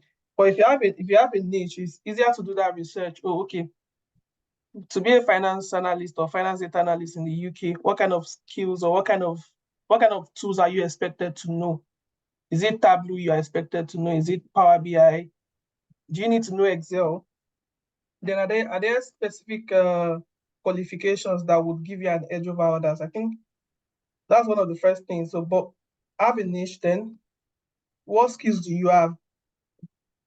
I easily found out that for what I was applying for data analyst jobs, I have a portfolio of data science because I was training models. My portfolio had me saying I predicted the accuracy of a model. That's data science. It's not actually data analytics. I wasn't analyzing anything. So that there can be a disconnect if you're not particularly sure of what skills are required and what's in your CV and how does your CV present to a recruiter? What do they see? Because they don't know you, they don't know what you're capable of. Their first idea of you is your CV, and it's just a few pages. Now, I know for some people on this panel, a lot of people have like 30 pages CV. For example, Victor now. I know if it shows you his CV, my own CV is like half page. Victor, is it true? Victor, Okay, defend it was yourself. half page, like let's say nearly 3 months ago, it was like a half page, but by the time then again, another thing that's important is the mindset. Aside from the skills or tech skills that are required, the mindset also required to apply for jobs. All experiences are useful. It's like saying, I learned calculus in school, I'm not using calculus now. I think you should impute all these experiences. It might be, let's say they're looking for a strategic planner, and in your house, you're like the firstborn. You're the one that goes to the market to strategize how to buy. These are like things that you can incorporate into your CV as experiences. I'm serious. I think have that mindset that every experience, it might sound funny, but it's the truth. Because You might not be as a privilege as somebody else that, as like Victor, for example, like if you've been able to organize these things, been able to work in these places, you've had a whole vast of life experiences and so many things to do, but you can use things that are also in your own region or your own space that you've done, that you've achieved, and structure them. I think it's about the packaging and the presentation majorly. So aside that, I think the mindset, the tech skills too that are required, check, okay, today I was applying with Python. I know Python, I know R. And what they require is SQL, Excel, and Power BI. Just SQL, which is like the most important data analytics tool that you have. Excel too. I know a lot of people that all they do in their job is just Excel. So people have never used, and they are data analysts too. And you can even imagine the things that you can do with Excel these days. Research to find out those skills that are actually required. Don't be applying for a role that requires Excel and you're applying with Azure and Python. It won't, if, for example, your CV has to pass through the ATS, it won't pick, they will have programmed it to pick up specific things and keywords, and you're putting things that are not so applicable to the job. You might have more experience than the role requires, but if your CV does not conform to what is required, so you might even do a bit of research on the company to see whether they use the ATS or so. So you are putting things that are, and I know one trick that people use these days is to word your CV or your cover letter in a way to fit the actual job descriptions. Repeat their words back to them. So that way you have, I think the general idea is to have a high level of similarity to that particular role. So for me, when I came into the job role, it was SQL, and like I said, even during the interview, I told them I wasn't so well versed with SQL, but I had an idea. Secondly, there are some Azure rules that I had to learn. So when I got into the job, anybody learning SQL today will know this is a very particular thing. I can say it anyway. You use, if you're writing functions in SQL or writing, I'll call them functions, you use keywords. Those keywords use a capital letter. But currently where I work, it has to be in small letter. There's a way they indent, there's a way they margin. So one of the things I have to do is look at scripts on a daily basis, look at the ones that are problematic, look how I can rewrite them to better optimize them for performance. Now, when I look at a script with my own knowledge of the select has to be in capital letter, this one has to be this way, this one has to be written this way, I find it's like reading Yoruba with Ami again, all over again. So it seems a bit different from what I'm used to. So I think for my first 3 or 4 days, I had to take the script, rewrite it in using the way I know how to write it for me to understand it, then having to change it back. But I think over the past few weeks now, I've been able to, okay, understand, okay, this is the way they want us to write. There's a particular template we have to follow. And those are the basic adjustments you have to make at the job roles. And I was quite vast with AWS before, but I've worked with using certain aspect of it, but here they use Microsoft Azure instead, which is quite familiar too. But that's another thing I also mentioned during the interview, like they wanted someone that knew Azure, that knew how to use SSMS. Whereas all I've used for SQL was MySQL. I never used Microsoft SQL Server before. So I told them this, but I think it's the way and the confidence of not just how you approach the job itself, having that mind. I think that's why I think mindset, I have to mention the mindset. Mindset matters. If you feel something is going to be difficult for you, it might actually be difficult, but the way you perceive it makes it more difficult. But if you have this mindset of, okay, well, it's going to be difficult, but I can do it because I've done this one before. It changes how the difficulty level the things that you face, and it also affects how you see these job roles. You see a role, they have so many things lined up. You have to know this, you have to know this, you have to know this. I think it scares a lot of people, and which is, I know from the recruiter end is wrong. But you realize that most of those things that in the job are not something that they require you almost immediately to know. Even if it's one thing you know out of the whole role, apply for the job, emphasize on that particular thing, and take that confidence into the interview. Yeah, I know this. When I was asked during the interview, like, have I worked with Azure before? Yeah, I told them I was in a team of people of data. We had a data engineer that was doing basic major part of the Azure, but I wasn't so interested in it. But I had an idea of what he did, and because I had a very small idea, and that was why I told them. And even with that, I think they acknowledge the fact that, oh, okay, you might not know this thing, but you have a bit of the idea of how to use this thing. I think all those things gives you more confidence in applying for a particular role. So I think I'm digressing again. But well, in terms of my challenge at work is majorly the templates we used to write is different from what I knew before. I wasn't quite familiar. Well, okay, let's start from my SQL wasn't that about a level where I will feel very confident at the job. But in 2 weeks, that has already changed. I can say the expertise I've gotten in these past 2-3 weeks at this particular role is more than what I would have learned by myself in the past 4 years. But then I know that, okay, now I can say that I'm an expert in writing SQL. Wow. But whatever fear you have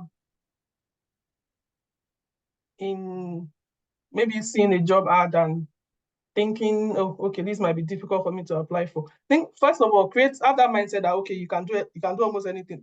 Anybody that has come to this UK to do MSc probably can do almost anything. Have that mindset first. You might not be getting the jobs for certain reasons.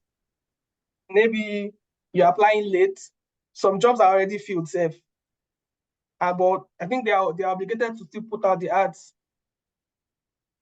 Maybe your CV is not particularly similar to what they are looking for, the way you write it, the way you present yourself. There might be so many faults, and you have to do all this research to find out, okay, would this recruiter see me as the best fit for this job? Another thing is to imagine yourself in the role. Oh, and that's where having mentors or connecting with people also matters. People that are doing data analytics job in the UK, what are they using at their role? What do they do?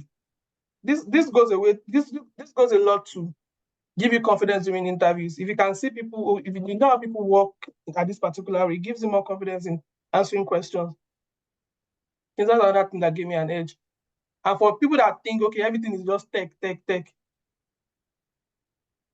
I think it goes the same way for jobbers, and the things that you see might be, maybe you're just an accountant and you use Excel back home and they use something different here. Make that research to understand, okay, what do they use here? And I think you can always see these things on LinkedIn. Check through, okay, what are the skills they require? It might be social skills. It doesn't have to be just hard or tech skills. It might be soft skills too. What are the skills they require? Are these things imputed in your CV? I think that generally covers what I think about and the challenges. I know I've talked a lot. Sorry, I apologize. No, it's actually fine. Okay. I can be like that too sometimes. So And then, No I problem. have some questions for Victor, so I think that one will come later. You have questions for people? Okay, yes, Vic- you can. For Victor, Yeah, yes, we're going to go into the Q&A session very soon, and you can ask anyone question. So this next question goes to Jennifer. I hope Jennifer is still very much with us.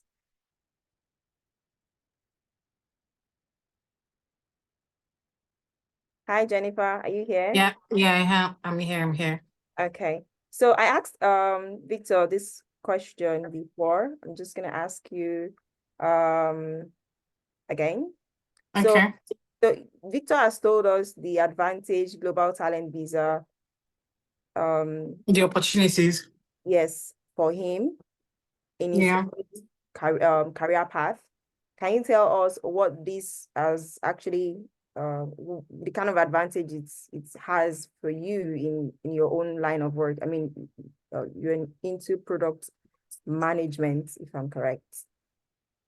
Yeah. Sorry, just a second, please.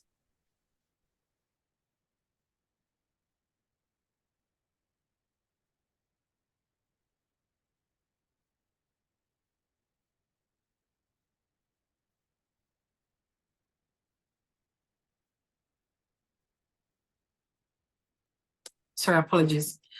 I think to answer that question, it is not really, the opportunities are not really career specific, because the visa gives everyone probably the same mutual benefits. For Okay. example, the whole job sponsorship thingy, right, is applicable to everybody. Because usually when people meet you, the first thing they ask is, "Oh, are you a student?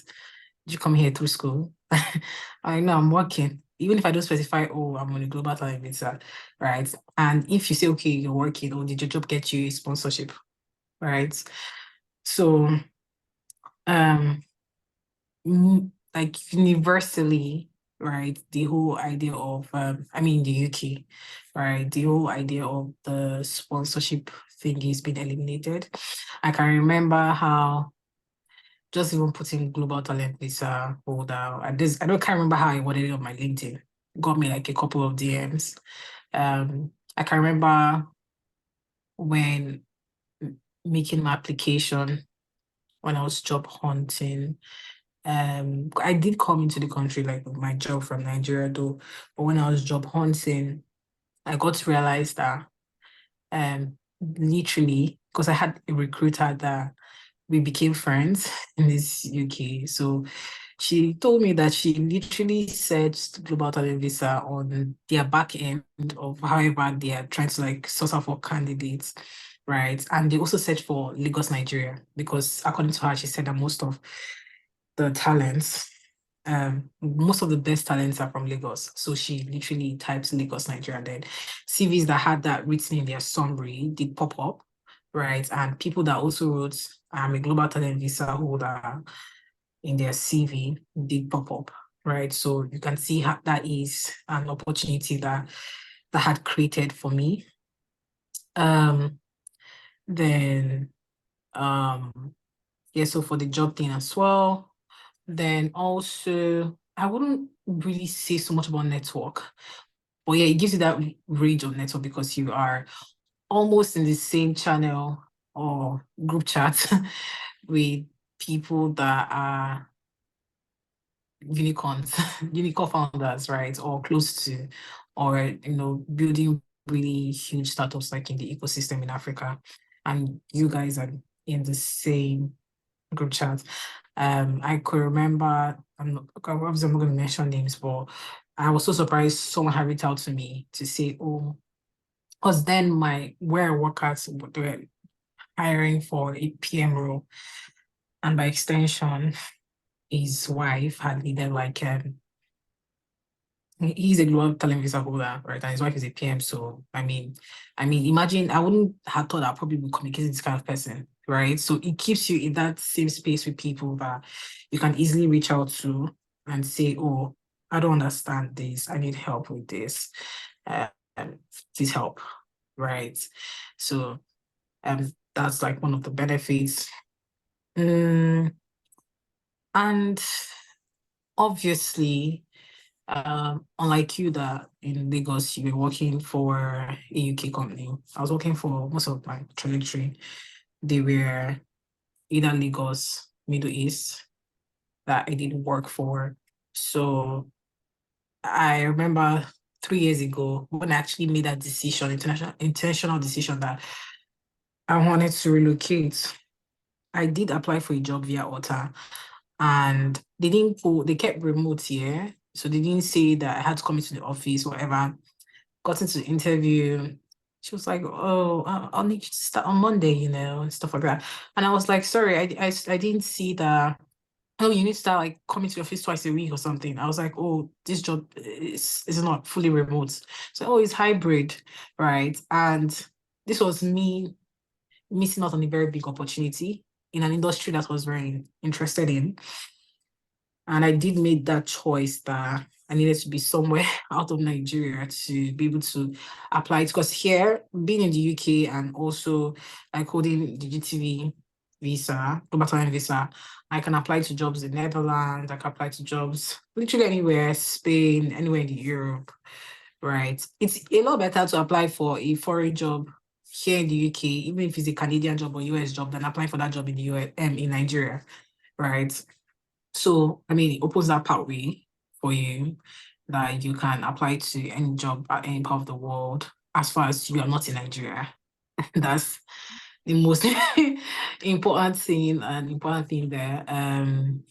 Then I think that's really pretty much it, right? The benefit is mutually exclusive, like it's mutually beneficial to like everyone, regardless of your field, whether you're an engineer, you're a PM, you're a data analyst, you're a product designer, right?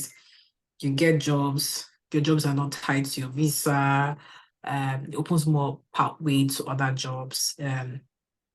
Also, like I said, you can work in any part of the world, you're a nomad, you can decide to work at Spain today, with your visa, anything you really want to do. I think it's even they're like more individual goals tied to it, because some people apply for the global talent visa as a route to be able to move around and not necessarily the ILR. So in such situation, I could just get my visa so that I can come here and apply for a Schengen visa, because it's more easy applying for a Schengen visa here than in Nigeria, and use my Schengen visa to travel to Netherlands or Spain and work from there. Why some people actually like got the GTV to apply for the ILR, because in situations where I have friends where they got the exceptional talent, that means they just have 3 years to walk up their way and apply for an indefinite to remain. And then the other persons, like myself, have 5 years to walk up my way and apply for the ILR. So, and even if there's even like a layoff or something, I mean, it's going to be sad news that there's a layoff, but I wouldn't feel at risk that I would need to think about the next job to hop onto. And there's that peace of mind.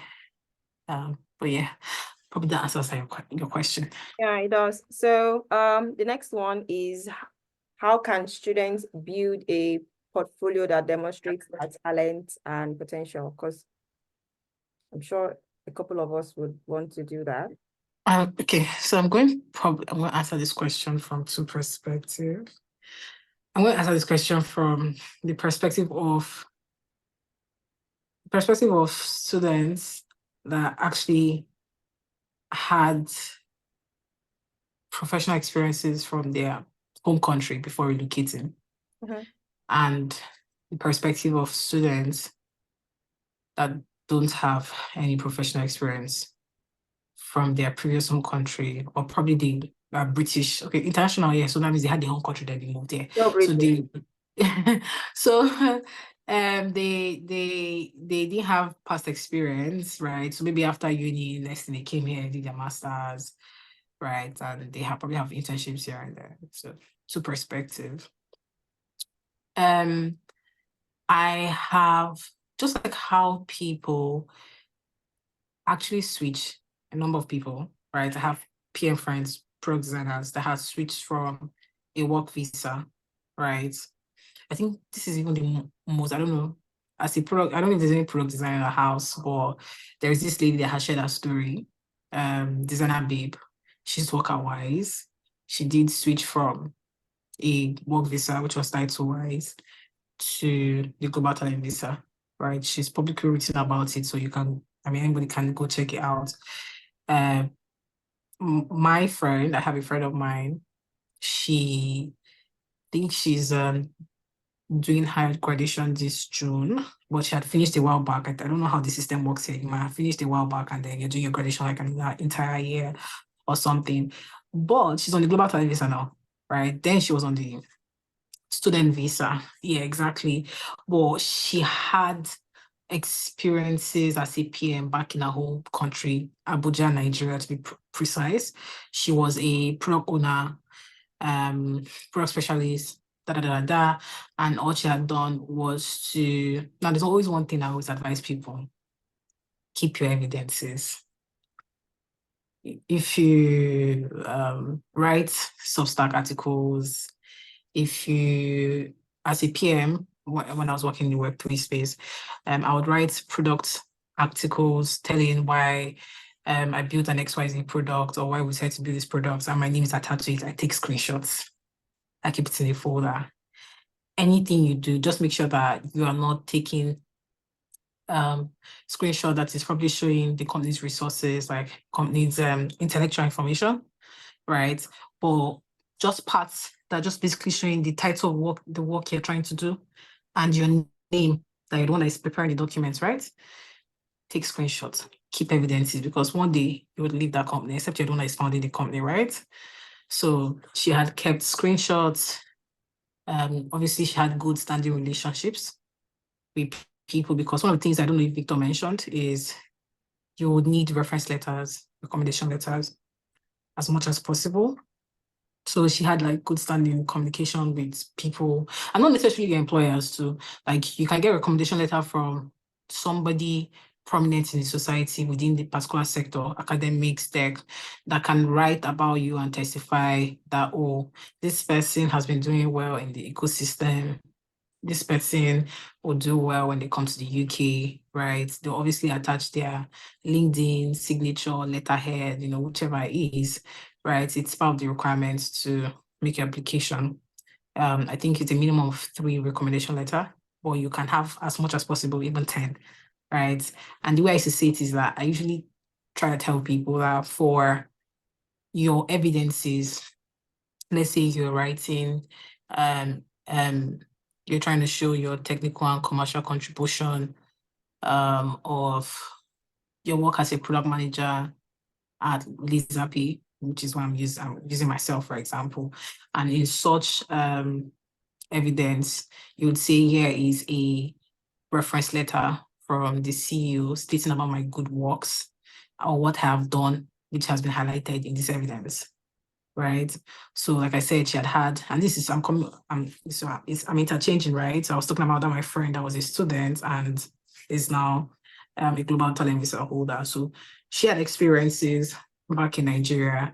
She compiled them. She had reached out to prominent people to help her with recommendation letters and all of that. She made the application and she got it.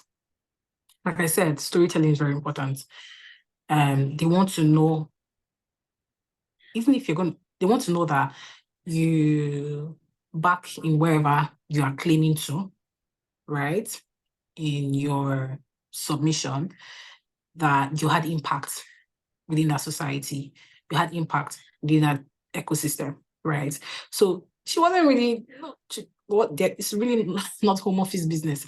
Like she's not talking about she's a student right now, not talking about, no. She said, oh, in 2019, when I in Nigeria, I worked as a PM, to build XYZ for this kind of people, whatever.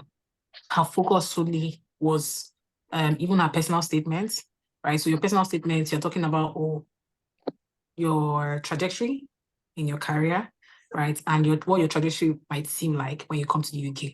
So I'm sure in that personal statement, she must probably have mentioned that she's a student, yeah, but more like, I was a PM, I did this, I did that, I came to the country to study this, which is going to enable me to become and I foresee that I actually want to work in Manchester because it is a tech hub and whatever. If I'm able to do this in Nigeria, talk more will happen when I'm in the UK.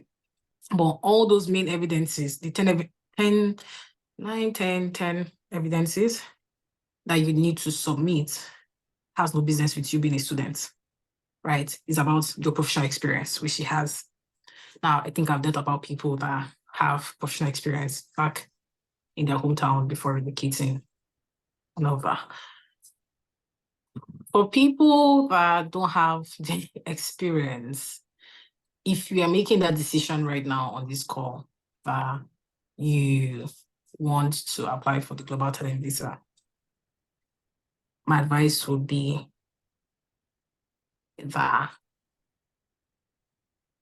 I would be lying to you if I say after this call you can apply for the Global Talent Visa in the next 6 months. Reason is people that have applied for this Global Talent Visa. Now, Victor did mention that there is the exceptional promise and there is the exceptional talent. An exceptional promise category means that you have been working in the ecosystem for less than 5 years. And an exceptional talent means you've been working in the ecosystem for more than 5 years. So that means you need to have at least, if you're being truthful to yourself, a year experience, right? So that you have something together. You need images, right? You need links. You need someone to talk about you. So it would be a lie for me to tell you that, oh, after this call, in 3 months, you can go and apply for the Global Talent Visa. Probably would not be possible except you're, fabricating evidences, right? So now you have to posture yourself, right? Look for local communities. Try to create a pathway, to be an expert in your field. You can be an expert in a junior field. You don't need to be an expert in a senior field, right? Write about things because you can also put about your blog articles, right? In your day-to-day time, there's a part of the evidence that they say, oh, how did you contribute to the advancement of the technology sector aside from your day-to-day job? Which means I could take Rukayat as my mentee, right?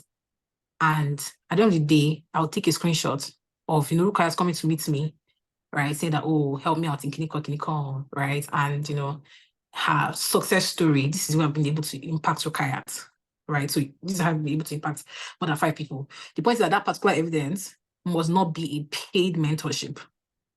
So you look at the criteria that is needed in the technician article and start working your way towards it. So we've solved for mentorship, right? Then the actual jobs, internship. How did you play your role? Maybe you got an internship in JP Morgan, or you got an internship in Bloomberg, or any of that, right? Start working your way towards that. Speaking evidences. You do not need to be a senior person to be able to speak. You need to speak at what you know you're good at, right? It could be speaking at some seminar at Bolton University, just something small, right? It doesn't also have to be a physical event. Virtual events are accepted, or you need to show screenshots of the number of people that joined. Circle it, highlight it, right? This is the impact of what this topic is supposed to be, right? You need to be very intricate. So do not delude yourself that you can actually apply for the Global Talent Visa in the next 3 months after this call. You have to look at those evidences that they want and start walking your way towards it. So that by the end of your 1 year in university, at least out of 10, you've probably covered for 5, right? And the other 5 is actually, because there's the mandatory criteria and there's optional criteria. And the mandatory criteria is actually even talking about actual work done, right? Where you worked. I worked at Fondo, I worked at Lisa P. That's what the mandatory criteria. And the option, I'm talking about the impact of what I did at Fondo and Lisa P. For the mandatory, I'm talking more of my roles, my responsibilities, the feedback cycle, just something really generic, right? But the optional is more about impact. I'm talking about my contribution technical and commercial contribution. What I built, how much did it make the company? What I did, was there an internal tooling? Right. So you just know that by the end of your stay in school, you've covered at least halfway of the evidences that are needed.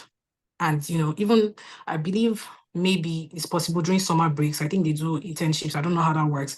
But you are really intentionally working your way into roles that can be very beneficial to your application.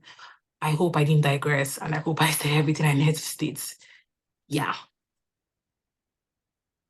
So while you were, addressing that question, I just remember that, oh, really? So this particular event could be very beneficial if I decide to apply.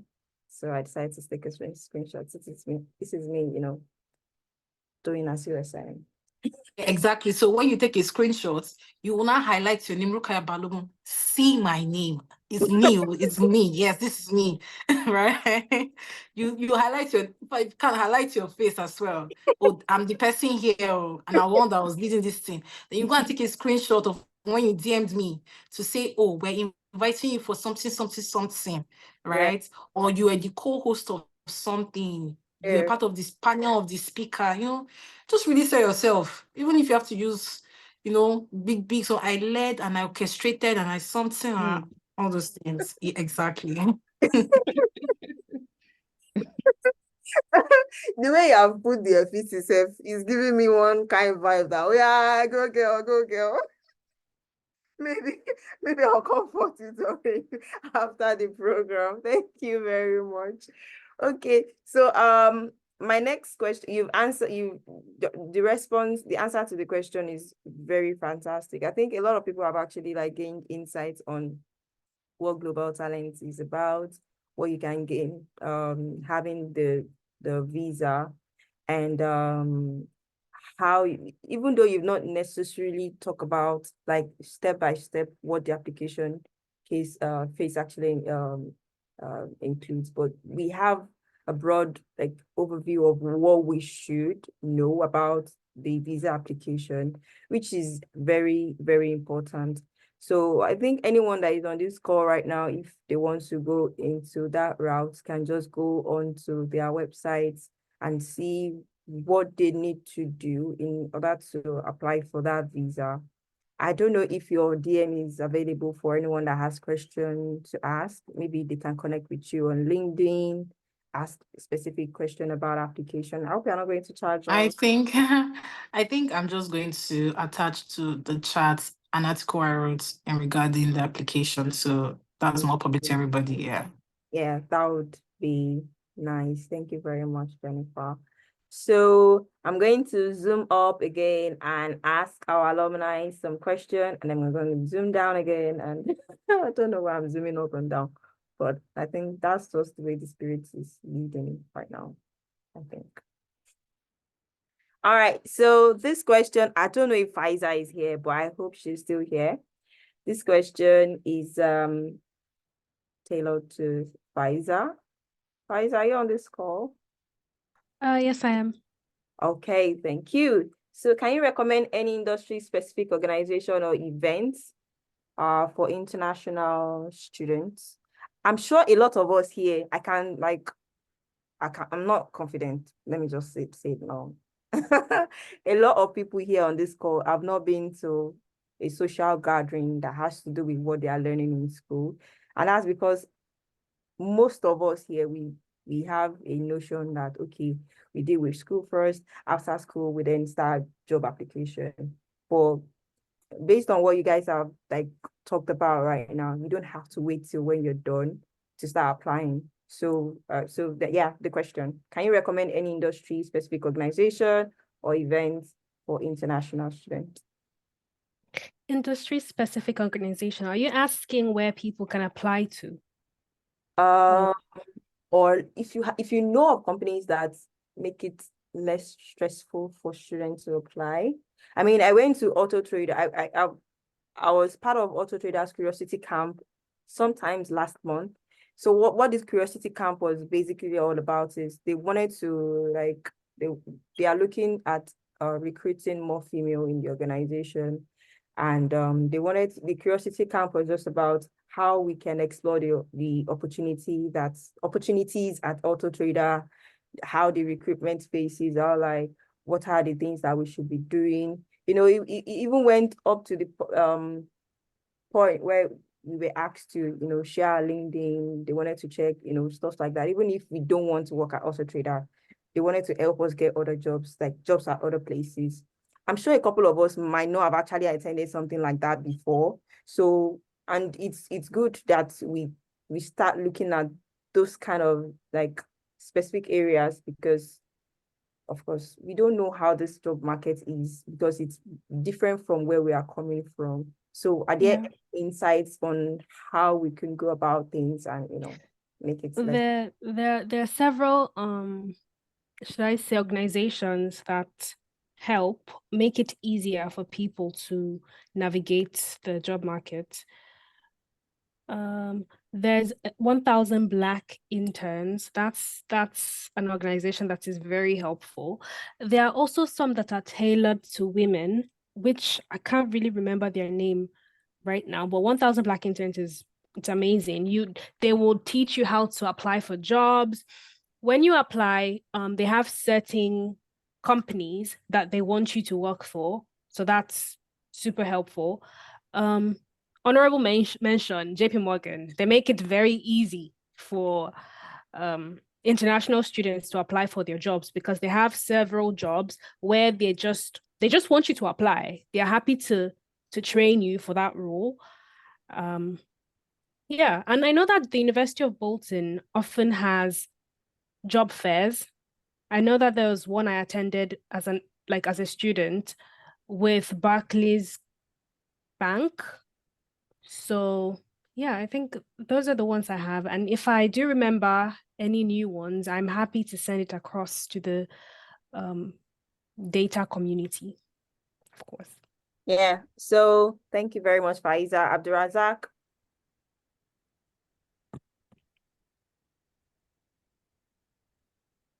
Abdurazak, are you on this call? I didn't realize I was still muted. And in addition to what she said, okay, let me start with the organizations first. All these big companies in the UK, you can just go to their website and check their careers. You see some roles to apply for. A lot of them have summer internship, and I think a lot of them have. I used to have. I think the best way to make it easy for you is to probably Google top 100 companies in the UK that are taking up graduates.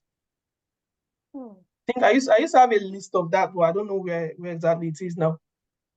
So most of these, I think it still comes down to you having a niche. If you know you want to work in Microsoft or Google in the UK, just go to their website and check their careers. They might not have, you might not come across their ads online, but you definitely see some of these ads on their websites. I think that's one of the most important places to check. Then all these job websites, so you still see some of those things there. Then all these seminars and tech hangouts and all these things. So you go there, you get to talk to people and meet people too. Some of them will tell you about upcoming events they have when you talk to them person, and that's why it's good to network. All these, I think there was one recently in Manchester. I can't remember the name now. I think there's another one in GTX.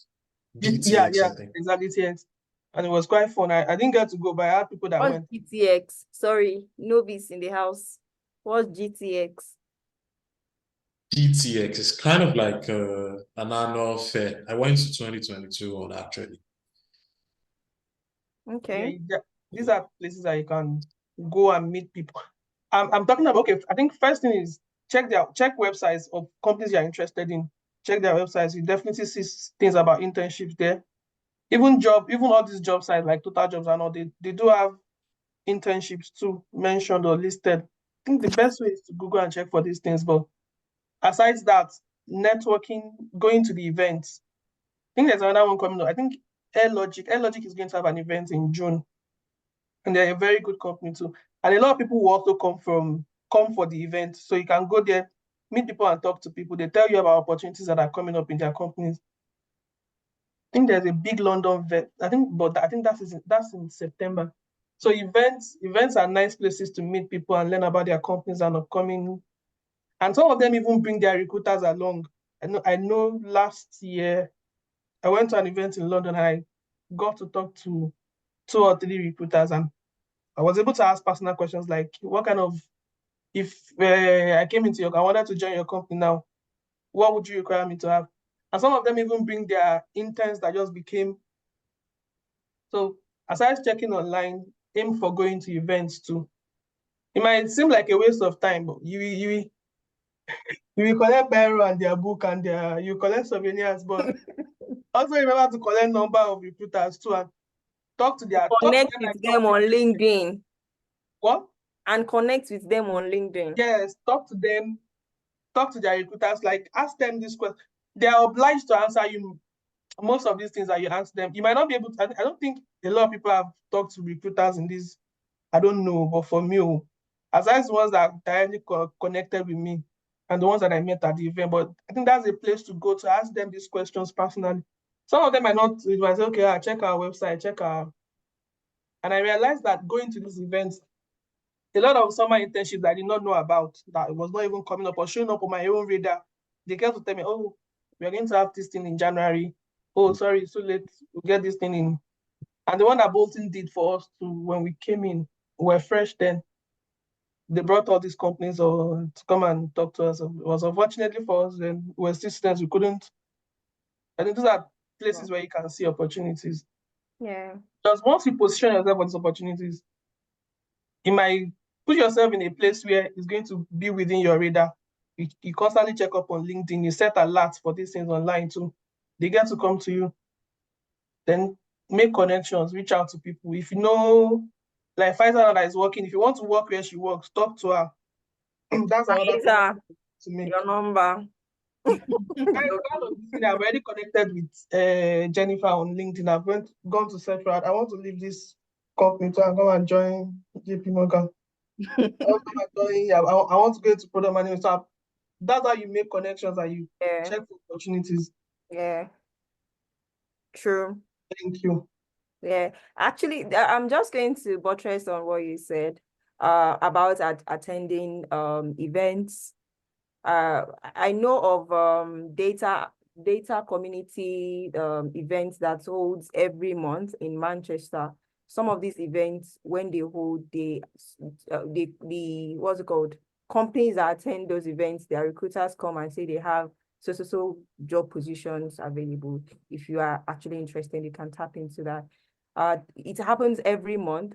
If you sign up on Meetup, on if you just Google Meetup and just sign up, and then you follow depending on the kind of role that you're, the kind of community that you want to join or the kind of career that you're intending to, venture into, you can join the community and get updates on when they have their next meetup. I've been opportune to attend a few, and the last one I attended, the organizers actually took time to check my LinkedIn profile, and then it was highlighting, okay, this, you need to work on this, these are things you need to put on there, remove this one, do that one. So if Rose, and then he asked me to constantly reach out to him. If he has job opportunity, he can always shoot it my direction and stuff. So these are opportunities that we want to leverage on.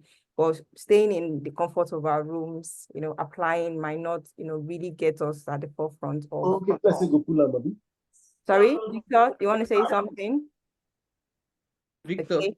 Sorry, can I maybe add a few things there? Yes, you can. Okay, so this is especially, so when I was in school, I kind of remember the events you guys mentioned, 22, where University of Boston, I went there. At the end of the day, I connected with a few people. It didn't pan out or thereabouts. But one thing is, when I was in school, I used to go to a lot of events. The DTX 2022, I remember I went. We used to have this open web application security meetup we used to do every month, and I used to go there. And another thing is, networking does not stop. I think for me, the greatest networking tool I've had so far has to be LinkedIn. When prior to my current job, I left City Council about a month or 2 months back. I drew up, by the time I started that job around May last year, I drew up about 15, 20 companies that I wanted to work. A number of those companies, somebody here works there, JP Morgan. I drew Goldman Sachs, BlackRock, Meta, the Tesla, and everything there. And overall, in about 20 companies, I knew one person in one of, at least maybe out of 10 of those companies that could recommend me for a job. And at the end of the day, that was really what came to happen. You know, the job where I'm currently working, yes, I do have the competency and everything, but the fact that somebody literally said, you know this, you're probably way better at it than I am that I'm working there. And this person literally just recommended me or sent me directly to one of their internal recruiters and everything, did the interview and started the job or whatnot. So when it comes to networking, LinkedIn for me, everybody might have someone, they might have some other alternatives. Another one has been Twitter. The number of people I've met on Twitter Spaces, I'm kind of like a Twitter addict. The number of people I've met on Twitter Spaces, it could just be some random US space opened by someone known in the field, talking about, cybersecurity and everything like that. Thereabouts, and we're talking. Eventually at the end of the day, people are like, oh, I'm here in London. Somebody could be like, oh, I'm here in Leeds, I'm in Edinburgh or something thereabouts, and we connect, and from there it has manifested to be something very important. The person I know in BlackRock, we met on Twitter Space literally. Another with maybe Bloomberg or whatnot, we met there. So the tools and everything exist already. And social media for me has been it. LinkedIn, Twitter has been my most fruitful networking tool, if that helps. So I think those are the kind of things everybody should key into. If there's a company you're hiring there, I'm a Nigerian, obviously I'm going to be a bit partial in terms of reaching out to the Nigerian person there that probably also has similar background in terms of maybe also schooled in the UK, was working in Nigeria, schooled in the UK, then he started working in that organization. So what you should probably do is look for someone in that organization that has like a similar similar trajectory, such as the one you have. Somebody that has similar experience that you can be like, oh, this kind of looks like a copy and paste of my background. That's something I can say everybody should look towards. Reach out on LinkedIn. You can send 10 messages in a day or in a week and nobody replies you. It's fine. Move on to other people. You'll be all right. Thank you. All right. Thank you very much for that wonderful insights.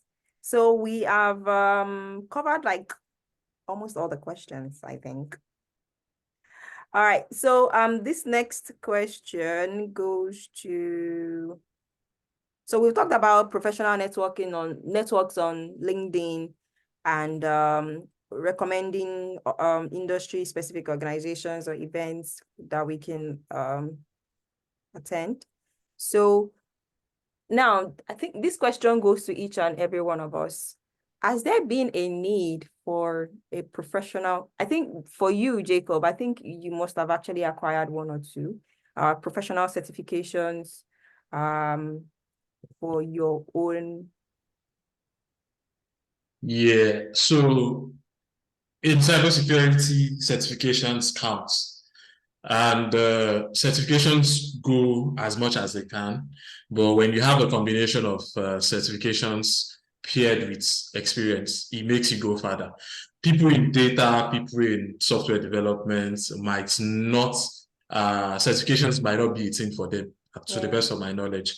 But if you're in cybersecurity, if you're a DevOps engineer, if you're in DevOps, if you have something like a CKA, CKAD, Certified Kubernetes Administrator, if you have an AWS, if you have an Azure Administrator or things like that, those will certainly help. If you're in cybersecurity, if you have a CISSP, CISSM, if you have a CEH, even though it's rubbish, even I have it. I wrote it a couple of years ago. Nah.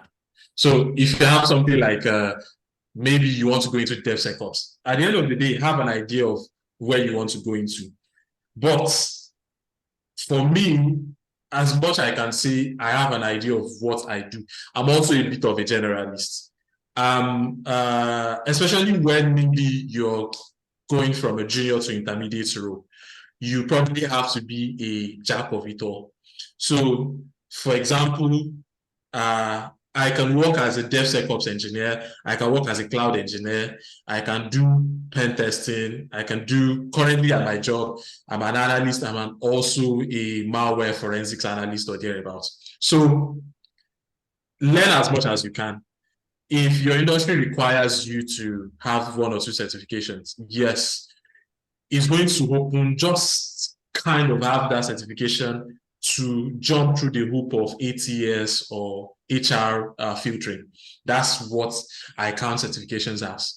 For me, and most especially, a lot of people do certifications.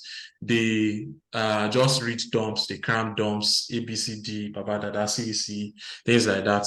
You know the answer, you just dump it. But the knowledge and the value you gain from reading through it.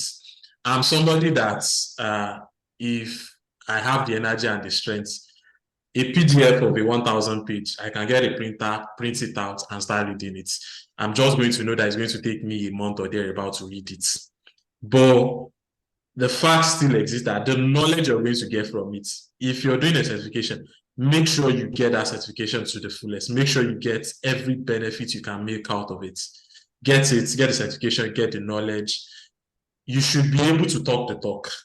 You should be able to do what that certification says you can. A number of times, people acquire certifications and you can't do basically the average things that is in that certification. So while, yes, certifications do help, the best thing is going to be you having a combination of experience and certification. But if you don't have that experience, make sure that what's in that certification that you've read and you've answered and you've gained it, that you can't do them and you have the knowledge.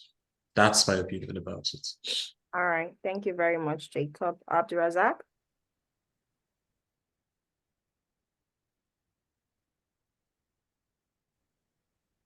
For me, the only certification I have on my CV doesn't even relate to the role I have now. I have a Google digital marketing certification. So I think just like Penny said, is based on your, and just like I said at the beginning too, it's based on your niche, and your job role too. I think for BAs, business analysts sort of require certain certification. Lots of. And I think, just like I said too, it's the role matters. If it's an entry role, they might not require you to have so much. If it's a junior or a senior role, they require you to have certain things. And it's dependent on the companies too. Do they require you to have a certification? Do they want you to get it as you are on the job? Or so I think that matters. I don't want to say much before I start digressing again, but I think it's specific to, for me personally, I don't have anything that, even the basic Azure foundational thing that I thought it would require you to have to get this particular, but it depends on the job, the company, and the role majorly. Okay, thank you. Faiza? So because my experience is a little different, I wouldn't say a certification is necessary for entry-level roles. It's advantageous if you have it, because I myself only got my first certification a few months into my job, which was the AWS one, which was what was needed for my role. I think for each person, it would be important to look at their field, just like Abdurazak has suggested, and see what other people that are in that entry-level role have. So if you've looked at your field and you see that, okay, most entry-level engineers have maybe an AWS certification, you might indicate that you're working towards that certification. You don't necessarily have to have it yet. You just need to indicate that, oh yeah, I'm also working towards getting this certification. Does that help? Yeah, it does. Thank you. Victor? Yeah. So I think from my own perspective, what I would say is to like optimize like your resume. I don't think certification is like maybe as a core requirement, to be honest. It's good to have them. If you're in all of these like PM role, maybe cloud, like what Faida said, it's good to have those certification, but I don't see them as like main thing that gets you the job. I think the best thing that people can probably just do is if you don't have the experience coming from your home country or where you are coming from, try to get anywhere you can, like probably intern just to get experience. Like optimize your resume properly using like ATS standard. Like make sure that it is like well properly written. Then apply for jobs that are the size of what you are looking for. Like if you're looking for entry level role, apply for entry level roles. If you're looking for a mid-level roles, apply for mid-level roles. Because what I've realized is like for jobs here in the UK, if you apply for a mid-level role and you, let's say, you apply for a junior role and you're a mid-level, they still reject you. They don't think that because you're a mid-level, you can fit into a junior. So apply for exact role that fits into your current situation. So that's what I think. And it's okay to have certification, but I don't think it's a must. Yeah, that's just like my own perspective. It's okay to like really have them, but I mean, it's not something that I feel like it is what will get you the job. It is possible to have it and still not have the job. I just think it's just very good to like have your like resume well optimized, and of course like your LinkedIn properly also. So that's my perspective. Thank you. Sorry, back, please. Let me add to what they've said. I think coming from saying because I don't have any certification in my any certification might have set me apart or something. So I think it's like this. Like I said, if you check your CV and you assess your CV for a job and you see, oh, this my CV will probably get me this job. But let's say there are 100,000 jobs in the UK for a data analyst, and there are like 1 million people looking for. I'm not saying my statistics are not correct, but I'm not saying that there's high competition for these roles. Yeah. And you have half a page of a CV. Imagine the best CV. No, imagine the best CV in your mind and know that okay, this is what I'm competing against. Yeah. Look at imagine what these people have and look at where you stand. That proper self-assessment of yourself. Oh, this particular role they are looking for. If I present my CV, do I even deserve this job? I think I'm not saying it to like kill our No, I'm not saying like to kill our confidence, but it's just to get you prepared for what is there. You're competing against people that probably have experience back from Nigeria, maybe like 7 or 8 years experience, and we are competing for UK entry roles. So have that general preparedness of mind that okay, I have to put my CV in a phase that this is what people will see. This is what a recruiter will see and use it to assess me and come in for this role. Yeah, so certifications are quite good. They show, aside from showing you have competence for a particular role, even though some people tend to just answer questions, but it shows competency, it shows your, how do they call it in this LinkedIn world? You are a self-learner, you have this positive attitude so it shows that you have something that you can build on and you are trainable. Yeah. So yeah, it's good to have those things on your CV. Even for data analysts, that I don't think you need to be certified, but another thing I kind of am doing presently is I know some things. I watch maybe 2 hours or 3 hours videos on YouTube on a particular skill, but I realize, yeah, nothing says I know this skill on my CV. So I tend to can just go and look for maybe a 1,000 naira Udemy course on this particular thing and do the course on Udemy. They just have that certification. Okay, yeah, I'm certified for this, and it can show up on your CV, which makes a lot of sense. Then all this LinkedIn learning too.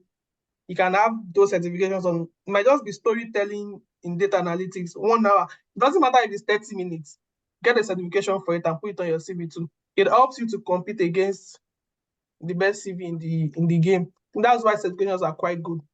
Yeah, some people are doing it without certification, but I think the whole point of this conference is just to know how you can position yourself to get these opportunities. Yeah. And always imagine in your mind that you're competing against the best people in the industry. Not really. No, I'm not competing against them, but just imagine it to, okay, I'm competing against the best people. And my CV has to be is my own image. Put your CV in that best position and it gives you a fair standing. Thank you very much. All right. Thank you, Jennifer. Is Jennifer still on this call? Yes, I am. Sorry, I'm multitasking. If Oh. it's all right, could you repeat the questions that everyone has been answering? I have to take that again. Give me 2 seconds.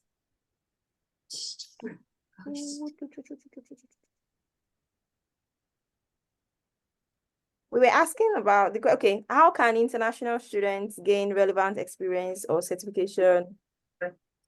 So basically the question is about like, do you see certification as a need in your own line of work? I mean, you can't speak for other, like. Yeah. Even at that question, I might not be the best person to answer. This is the reason. I transitioned without taking a certification. Okay. What I had was transferable skill sets. I had transferable skill sets. I had the opportunity, and then that opportunity basically was more like, oh, this person, Jennifer, wants to become a product manager, and she's really great with documentation. She's great with this, great with that, and person just really took a bet on me, right? And I think after like 2 months of internship, they retained me. And when I decided to take certification, I think it was like a year after, which I didn't even finish because I was like, well, I know these things. Why am I even taking them? Like, because I wanted something that I didn't know, right? But right now, I'm looking forward to taking certification on either .NET or MySQL, because what I currently work on as a PM is on payment reports and data feeds, and I feel like I need it, right? I'm not too sure when I'm going to take probably like a PMP or some product management course. I would, but I can't really say, oh, it's relevant, it's not relevant, because I have gotten to where I am without having an exact certification on my CV. I think the only certification I probably have is from Bloomberg Launch Program on ESG, and I did mention that I studied accounting, so I have a certification of valuation, financial valuation. From that. So I'm not really the best person to answer this question. I think it's relevant. I really like it when I see people have them, right? But you can have them and you don't probably have the practical skill sets, but it can position you for the practical skill sets. So that'll probably be my best response to that. All right, thank you very much, everyone. Thank you, Jennifer, Victor, Faiza, Abdulrazak, Jacob. I will not say thank you to Joel. So this is question time. I don't know who raised up his or her hand first. I'm just going to go by what is on my screen. So I have Opeyemi. Opeyemi, are you still on this call? So if you want to ask a question, please yes, I am. by raising your hand. And then I'll give a shout out. All right, so Opeyemi, you can go ahead and ask your question. All right, good evening, everyone. Good evening. Thank you for this wonderful section, and I'm happy I joined. Though most of my questions have been answered partially, because when we started and everyone was introducing themselves, the first thing that came to my mind was, it's easy for all of them because they have the experience. So my first question was, let's assume for someone that's probably a change of career, what you did in your BSc is entirely different from what you're doing as your MSc. And probably what you're doing now, you have interest and you want to build a career on it. Okay, I studied data analytics for MSc, and I'm glad most people did that here, but I have no experience at all. Like, I did a different course entirely for my BSc. And I feel probably this 1 year, what we were taught, or like our lecturer would say, you're level 7. So you don't expect me to start from the scratch.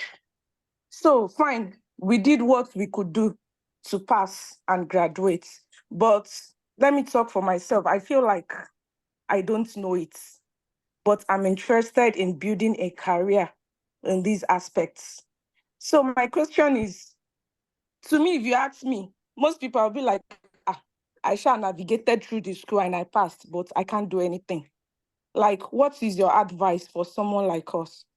Then, I want to build a career on it. And in UK, they like experiences, they love references. Let's assume I even want to go into the entry level. Like, I don't have the experience. I don't have any reference from anywhere. What can I do? Then my second question is on the global talent visa. I'm a fashion designer. Fine, I've been trying to see ways in which I can enter through the global talents. I never heard about it. I didn't know anything about it until recently when my visa was about expiring. And I know definitely I can't do anything on it. So I tried talking to a few people and I was introduced to someone that said, I have to pay £12,000. I don't need to do anything. They'll do everything for me. Because I know this is what I want to go through. I feel it's even better I do the stuff myself. At least if I'm talking in future, I can actually have proof that I did this, I went through this, than someone just saying, bring this amount, just go and relax, we'll get everything. Fine, even the amount, like I'm a student, I'm still trying to gather school fees, and someone is telling me bring £12,000. And it was even specified that your visa application is not included. That's just for my own workmanship in Nigerian. And I feel like we are the ones that are trying to, instead of making things easier for ourselves, where do I start gathering £12,000? I have a family and stuff like that. And another thing about the global talent visa, like everyone that has it here now, I think most people, except for someone that came through the entrepreneurial, most people it's based on what they know from way back. They had the experience, they have evidences and everything. Fine, when I learned the job, I just did it for I just want to learn it just for myself because I love fashion. And when I started doing for myself and when I step out, people will be like, I love what you're wearing. And from then I started making for people. And aside for social media handles and others, I don't have any anything that even if I want to apply for this visa, I don't have anything or any experience, or I don't even know how to go about it. So I don't know, probably for each of the kind of routes that we can enter through the global talent visa, probably if we could get someone that has gone through that exact line, that can be a mentor just to make things easy. Because the main thing in this UK is information. By the time you're trying to look for easier ways, most people, what they want to do is just look for ways to extort you. Fine, you spend, you use your energy too, but at least it should be easier. I chatted someone and the only thing was £12,000. I was even trying to say is there, and she was like, you have to pay 80% upfront. And when we've gotten your documents, you pay the remaining 20%. I just had to end the conversation there. Could you round up your question? Other people would like to also add. I'm done. Thank you. All right, thank you. So Victor, I'm going to be calling on you to answer this particular question because you are vast in capacity building, and you are also a global talent visa holder. Okay, So I will start from the last question because that's the part that I got very clearly. And I want to say that number one, £12,000 is a lot. Global talent application in its real sense, the application fee is right now, it should be around £700. So it depends. I don't know what package that person is trying to do for you. Maybe they are trying to build up a profile for you that you don't have or something. Maybe you are paying something. Kindly mute. Or as a fashion designer, I've not applied as a fashion designer, but The route is just more like, if you're a fashion designer, show them the works that you have done. Let me tell you what you need. You need 3 recommendation letters. Now, I can share a link that explain the things you need for fashion. So the challenge is like, this information is scattered across the internet. So in most cases, to gather them in one place is the major problem. So what I will just do is like, I will share a link to gov.uk itself that explain that there is fashion allowed, because the endorsement body that checks for people that are in fashion industry is different from the one that check for us. There's an endorsement body that check for people that are artists, like people that are like singers, entertainment, and all of that. But I will just share the link with you. But what you need majorly is you need 3 recommendation letters from good fashion designers that can say that your work is amazing, your work is good. Then you need pictures of clothes that you have designed. You know, things like that, that this is what you did, this is your clothes, this is the people using it, you know, all of those things. So after you have all of those things together, you write your personal statement, you make your CV, and then that is all you need. Now, when I say all you need as overview like that, is very basic. It does not mean that's just everything. Those things you have to go in details for everything.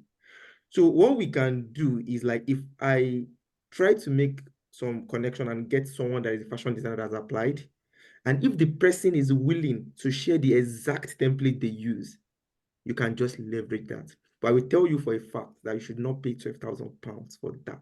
Where is the money? Like, even if you have the money, number one, let me tell you, it doesn't guarantee that you get it. Now, nobody can guarantee, like, it doesn't guarantee. So it's going to be like, at the end of the day, lose the money and all of that. So don't just pay £12,000. Application fee is 700. The only thing you now pay for after that is you pay for, what is this thing called that we always pay for? NHS. You know, the NHS that everyone pays for, like after that, that's all. So, and I'm sure they are just taking that 12K from you just to pay your application fee and probably, you know, owe the remaining 11,000 something. That's a lot from any perspective, no matter the knowledge that is in the person's head. So the only thing you need is like, get those 3 recommendation letters. I will share the link here. I think I had to, like, when I had £12,000, I had to look for the link for you. So this link is majorly for fashion designer. It's on gov.uk straight. See, don't try to read anywhere. Just read this particular link and devote your time to it. You understand? And there are people that have done it as fashion designers. The best way is just to get someone's template, someone who has done it and has gotten it, and just replicate it and present your own. I know that it is hard to do global talent when there's no template. There are people that have spoken with that, okay, are you applying from engineering perspective, business perspective? This is like my own template. They use the same template, people get it. So there are things like that. There is a template to what your evidence will look like. So she might find it hard to, like, I mean, you might be finding that hard right now to like drop down. But I tell you for a fact, don't pay anybody £12,000. It's too much, and they can't guarantee getting you the visa. Whatever they tell you is just a bunch of content and trying to market and get money to their pocket. So yeah, that's like what I will like put in that perspective. And in terms of like capacity building, can you Rukayat, can you help me like paint the question again? What exactly? So she said she doesn't have background in she's currently studying, or she has, I don't know, I think she said she No, Or if she's she studying can something just like else in iterate it. undergrad. data She's studying analytics something else and in tech, undergrad. and she's coming from a different background, and she doesn't have like a portfolio of project that she can display to get like an entry role. She's looking towards, you know, being gainfully employed as a data analyst and stuff. So Okay. a major concern for her. And then another route would be going through the global talent visa. All right. So I think I just like explained the global talent visa. If you have experience working as a fashion designer, you can like apply through the route of fashion designer. And since you don't have any experience as a data analyst, so there is what I would just suggest is this. Apart from what you are doing in school, I mean your master's, take a course online. So this could be with like there's Trefford. I think Trefford.Africa, they train people on data analytics. They do like all these like yeah, I think they do that particular course, or online course, as the case may be. It could be on Coursera. But what is more important after taking the course is like to get an entry-level role. And there is this platform I want to recommend, Sparta Global. Let me type the name. So what they do is like they deal majorly, they're in the UK here. They deal majorly with like entry-level guys. They take you in, They train you, they connect you to people. So I'm sure they're in Birmingham, Manchester, different places in UK. You know, so you can easily sign up because they don't have like detailed requirement. They are majorly built for entry level. They train you, they deploy you. They train you as an entry level person, then they deploy you to companies. Yeah, of course they make money like through the person and all of that, but that is one of the things that they do. But what you can do for yourself right now is learn a skill, get any of your friends or anybody that you know that you just need an internship experience. I realized that without experience, it can be much harder to get a job in the UK. Like it can be very, very hard because even with experience, sometimes it takes a lot of time. So without experience, it becomes much more difficult. So once you learn the skill before you finish your master's, if you are not done yet, look for anywhere to get internship experience. Don't worry, it can be a Nigerian company. Just give them this idea of, guys, I just want to work with you. I don't even need to be paid. I just want to work with where data analysts are working so that you can use that as an edge for your role. You understand? That's like what most people like tend to do. And then you can like defend whatever you are doing in that company, and that can lead you to getting your next role. And just apply for entry-level roles and look for platforms like this Sparta Global that are taking people that are just like trainees, train them and deploy them. To be honest, that's what I think. But I think you should take an external course beyond like your master's. Yeah. Every other thing around what we've discussed before, which of course goes around like optimizing your LinkedIn, prepping your resume to be fit. Yeah, I think, to be very fair, each of these things are like sector demanded. Like if you want to talk alone about CV, it will take time. Just alone about how your LinkedIn should look like, it will take time. So if there are people that can explain those things to you, at length of this is what your LinkedIn should look like, this is what your resume should look like, it will be very amazing. If you set your resume LinkedIn properly, even data analytics recruiters will probably be entering your DM and asking you that they have roles. Are you willing to do? Are you up for this role? Do you have this opportunity? Are you looking for new opportunity? Are you looking to leave your new job? A lot of people will be getting that. Yeah, people that are like working already. Are you looking to leave your job to another job? So that's like what I will advise that you do, Okoyemi. Yeah, I hope that makes sense and that's helpful. Yes, I would like to also add to that. Because we are both studying the same thing, I can say for sure that it's not that you don't have projects to showcase, it's that you don't see those projects as a project to showcase. So in the first semester, I don't know if you are on an 18-month program or a 12-month program. Either way, if you're on an 18-month program, you'd have minimum of 3 projects to showcase. If you're on a 1-year program, you have 2 projects to showcase. What I would advise in this scenario would be to use the skill set that you have gained during those projects that you have done. For example, in semester 1, you worked on crime analysis.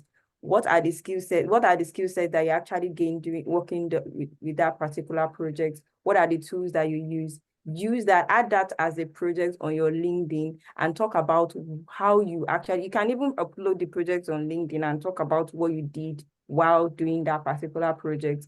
And then semester 2, I don't know if you're on an 18-month program or a 12-month program, like I said again, in semester 2, we just finished a project on weather.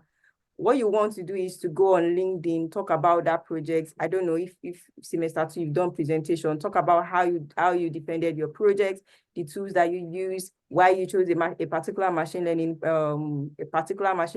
algorithm. Talk about this project, talk about it like it's a project that happened like yesterday. Like you don't need so much, because a lot of us believe that we need like a million projects to showcase our skills as a data analyst and stuff. But you don't need so much. You only need like a few projects that you have confidence that even if somebody wakes you up 12 a.m. in the midnight to talk about, you are confident about everything that you've used. I'm not a recruiter, I'm not into HR or anything, but I'm sure one of the things that lands you the job is your confidence level about the tools that you have used and what led to your choice of using those tools. So I think that's just my own 2 cents about it. So Okoyemi, I hope that was like useful for you. All right, so the next person I'm going to be calling to ask a question is Abiodun. Your hands is raised. I don't know if you still want to ask. question or something. Yeah, good evening, house. I think I've been raising my hand now for over 2 hours. I'm so Yeah, sorry about that. yeah, okay. Yeah, I sent something to the chat bot early before now that all what I've been hearing is about data analysis, information technology, and the sort of I didn't see anybody talking about those people in management science, maybe those in accounting, the supply chain management, in the logistics development or international business. Nobody's talking anything about that. All what I've been hearing is about engineering, data analysis, data analytical, information technology. And I think the topic that was sent to my mail that I responded to that I'm going to be a part of is navigating through UK market. I think when we talk about navigating through UK market, it means it has to cut across all the faculty, all the departments, and all the fields. Just like though all what you are talking about, I have at least 50% of knowledge about it. I'm an analyst myself. I'm also an accountant. I'm also a banker. But the reason why I really joined is that I don't know. I have a lot of experience in Nigeria before I come here. But now navigating through a UK market, I'm a new person here, and I believe many people on this panel are new people in the country too. But I believe we have experienced more than ourselves. I'm a new person, and I think some people have been here for 1 or 2 years. What I really want to ask about that. Now I'm an international mainstream student. I did banking and finance my first degree in Nigeria. I did economics and data applied economics and business analysis in Nigeria as my second degree. Now I'm doing international management. I'm about to start a program now, which I've already paid something on. That is a financial analysis. My question is this. When I was going through the module for financial analysis that I wanted to do, I saw something there. I saw the Power BI. I saw data analysis. While at the same center, they also offer data analysis as a main course. I'm a little bit convinced there. Though I asked the man said, when you do financial analysis, it encompasses everything. They listed about 11 courses, which includes data analysis. And at the same time, I saw another thing there that they said, okay, if you want to do data analysis, this is how much you're going to pay. Data analysis, look, we pay this. If you want to do financial analysis, it's a company of this. Now, as an international management student, let me use it this way. As a management science student,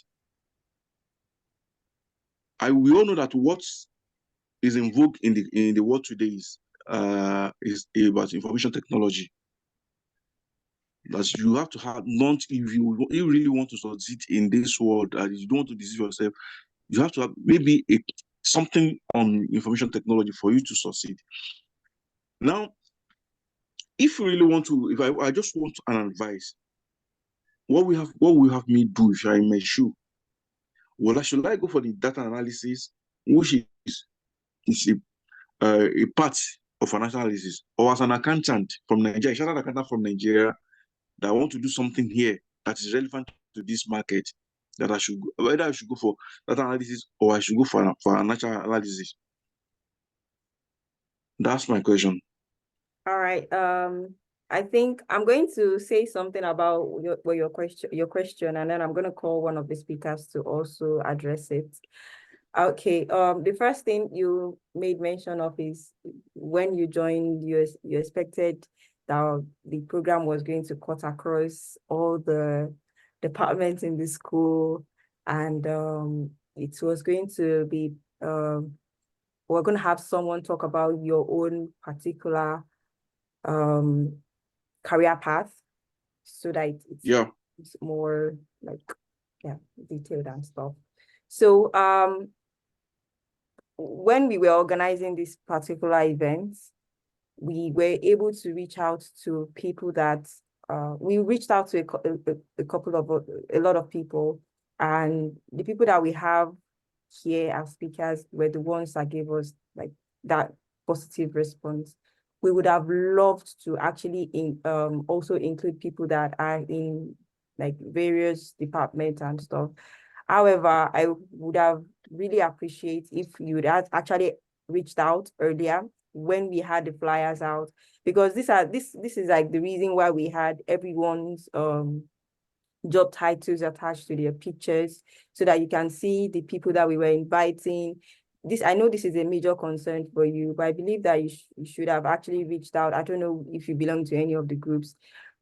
Probably if you had reached out to me earlier, we would have actually found like a way of still seeing if we can reach out to people in that particular space. And that would have, been very helpful to the question that you were asking. The other question you asked about financial analysis. So there is a notion, and this is me just being like very real with you. People tend to go around saying data analytics is very simple. It's the cool oil, is the new crude oil, is the this and that. Please do not believe them. Please, I'm laying emphasis on that part. Please do not believe them. Now, I'm not going to put myself in a position where I tell you to choose one over the other. What I'm going to tell you is to choose whichever one you're passionate about, if it's international management, if it's financial analysis, because you say you have background in finance. If you feel like you're confident about your background and you want to pursue in that particular career field, then financial analysis, data analysis is a good thing to do. Plus the tools that you've actually mentioned, Tableau, Excel, they are they are tools that you can learn.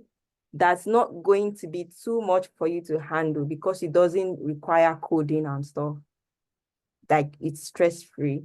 So if you want to look into studying, going into financial analysis, those tools that you have mentioned, I feel individual difference, I feel it will be very easy for you to relate with, provided you have passion for it. So those two things, and getting a job in that particular career path, I believe that has actually been addressed, because you need like project to showcase to recruiters that you are confident about this particular field. So is there any of the speakers that want to, buttress on or want to answer this particular question? I've said what I feel is like the right way to go about it. Anyone want to add? Yeah, I would like to contribute to what you said. So, okay, let me answer his question and touch back on what the question of Bayemi asked. With you, I think the first thing I tell people when they come into the UK is, you might have come here for a particular course, thinking that course is going to get you a job here, and unfortunately, it's not panning out so easy. UK does not mind you bringing your Nigerian experience here. Experience is experience anywhere and everywhere. So even if you decide to focus your skill on looking for jobs that align with what you have, you're an accountant, you can, chartered accountant again, you can look at how does your skill set and your experience in Nigeria, how does it translate into the UK market? Do they need you to have a particular certification to go in this direction? Is it extremely required? And this is the part where the research comes in. The first thing you do when you're looking for a job is to research. Go on LinkedIn or go to any of the job sites, download maybe 10 or 20 or 30 job ads. Look at the basic requirements. Look at what, if you don't want to do the job yourself, you can use ChatGPT. Paste all these ads on LinkedIn, on ChatGPT, and tell it to like narrow down, summarize to you what you need to get this particular job in the UK. And that's one part that I think a lot of people don't pay attention to. Research. Find out what skill set you need, and you might be surprised you don't even need to have any particular certification to get that particular job. But do that research first. Ensure you find out which certification is in there. And the easiest way to do this is to look at the job ads. Look at what these recruiters are asking for. Look at what the companies are asking for. Then again, you can go on LinkedIn and search for people that were chartered accountants in Nigeria and that they transition into. And like what Femi said, so you might reach out to them, ask them these questions. what did you have to do to become an accountant in the UK, given this experience? And you might see a lot of people that might not answer you, but maybe 1 or 2 people will answer you. I think those 2 things will help you in aligning your old skills and your, let me not call it old skills, your skills and experience into the market here. It's just that research to find out what is required.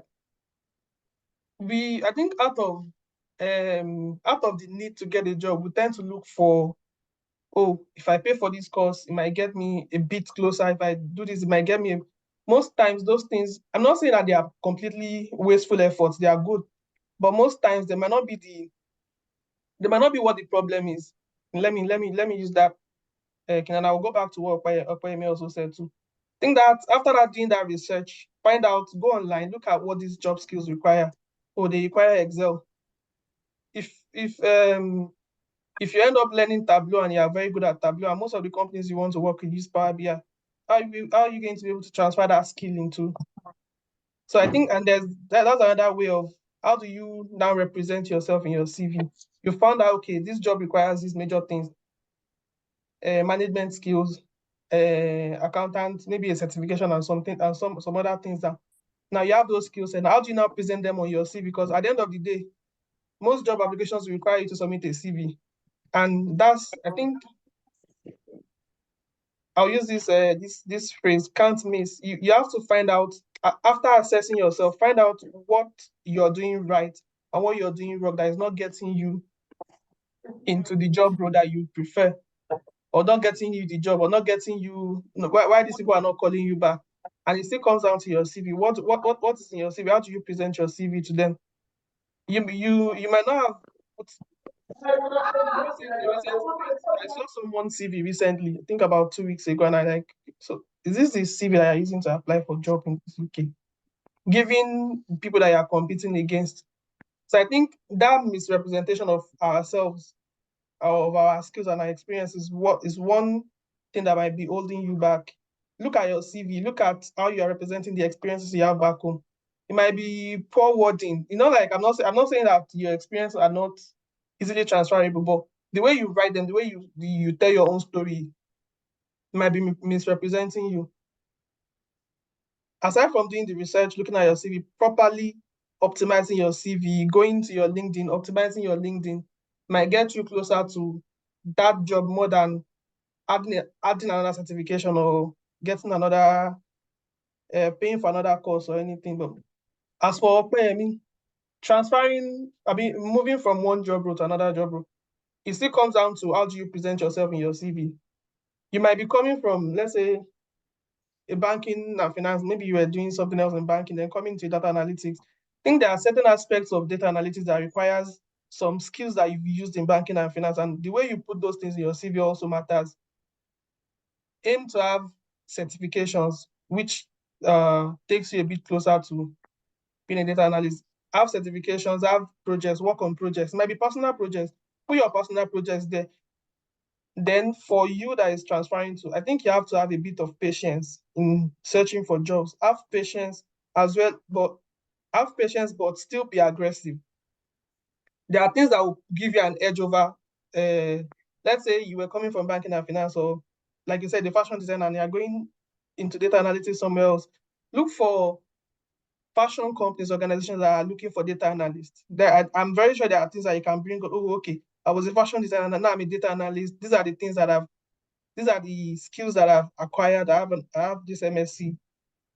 I've learned how to use these softwares and these tools. These are the skills that I also have. These are the projects that I've done. You can even show them that you analyze fashion data sets and all. And this takes us closer to finding out people that are doing these things, people that are working, data analysts that are working in fashion design. What are they working on? Have a similar project. Tell them that you work on a similar project to what you think they are doing in the company. Write a report. The funny thing is, projects will not take you 1 or 2 days. You can finish a data analysis project in 1 day, except the data is very dirty. But you can finish a data analytics project in 1 day. And I've noticed that most of us don't even have a data analytics project or a portfolio related to the company you're looking for a job in. Let's say I'm applying to the NHS and the hospitals to get a job. I can overnight now work on a particular data. I've heard of a story of someone that went into a normal interview. Nobody told them to bring anything, but went to an interview with a project just to present. He was not asked, but he got the job. So that, imagine yourself competing against people like that. I think he puts in a position to properly position yourself. You're coming in new, work on projects that you think that these companies are working on. You get to relate more during the interview. You get to talk more about the problems they tend to face. I think that push, but the most important thing is still, what are you giving the recruiter or the person that we see your CV and, oh, okay, we think this skill can align to what we're looking for. You've gone through, let me use the ones that you can't miss. You've properly done your CV. You've ensured that all the skills that are required for the job are in your CV. All the experiences they think you might have, and you probably all the experiences they think that they need for the job, but you don't have something that related. You can put things that you've done that is a bit related to. Let's say you're a fashion designer, then you also do jobs of, and maybe you're an entrepreneur yourself. You collect your own data yourself. Oh, I use an Excel sheet to collect my customers' orders, and all. There's a way you phrase your CV to have terminologies that are related to that particular thing. Let's say you're coming from, I like to use like banking and finance because I think a lot of people are transferring from banking and finance now. You're coming from banking and you're applying for a data analyst job. There are things that you do in banking that is data analytics related. Everything is collecting data. So it's not so difficult to come from. I think that's why people are pushing people towards data analytics. There's a lot of things that you do in your daily personal life that you can translate as CV experiences too. So don't think it's so difficult to transfer, but also have that patience. Have that patience, properly do your CV properly. Ensure that your CV can represent you for a particular role. And they always tell us to always adjust our CV to match every job role. Yeah, adjust your CV to match every job role. Once you've done that, I think it puts you in a good position. Then have certifications too. Excuse me. Sorry. Excuse me, can I talk? Can I say something? Yes, you can. Yeah, what I'm saying is, I'm not saying the data analysis is difficult, or not. I've already been heavily involved in data analysis right from Nigeria. I'm just saying relevancy to the UK market with what is trending now. That what do you think out of the two, the financial analysis or data analysis, which my friend from Nigeria is a chartered accountant and a qualified banker. So which one do you think will give me an edge in the labor market? That's my question. Thank you. I think financial analysis will give you an edge because it's more related to what you have been doing. Okay. That answers your question. Yeah, thank you. Broad. Yeah, it's broad. Yeah, that's what I'm saying. That where I registered to learn to do the certification, the person in charge is saying that data analysis is a subtopic under financial analysis. That if I want to do data analysis alone, this is the amount I'm going to pay. But if I want to go into financial analysis, that financial analysis is an encompass of all these things I want to do. That is broader than doing the data analysis. I'm not saying, you see, when you have a certification now, and the certification say, okay, you are certified financial analyst, or you have a certified data analysis. You see, one sounds more in terms of technical, and I mean in terms of IT, and the other one sounds like, okay, you are coming from the management aspect or financial market aspect. That's what I'm saying. Hello, you can continue, please. I understand your question, but I'll still come back to, you've already identified what you want to do and where you want to work and where you feel your skills are better aligned to. You can go on LinkedIn, look at the job ads. You know the kind of role that you want to do. Look at the job ads. Don't just go, okay, because something is definitely trending now. Look at the job ads and the job requirement and see for yourself, like, what are these recruiters asking for? I think that's the most important thing you can do. Okay, thank you. You're very welcome, sir. Yeah. All right, we will be taking the last question from Mr. Balogun. Hi, good evening. I would first of all like to appreciate everybody. Thank you so much. This was actually really insightful. And my question would be very brief, actually. So I would like to ask, so regarding the Global Talent Visa, I am currently on a COS. So apart from the fact that I think you're allowed to work any job when you're on that Global Talent Visa, what other advantages does it have over the COS? Because now I'm thinking of, I'm still trying to see if I want to change from my current COS job. But the only advantage I think it comes with is, you can work any other job. But any other job you're doing, must you still be within that job that you're endorsed for? Or what other advantage does it have over the COS, apart from this particular one I just said? Thank you. Hi, Victor. This is your call.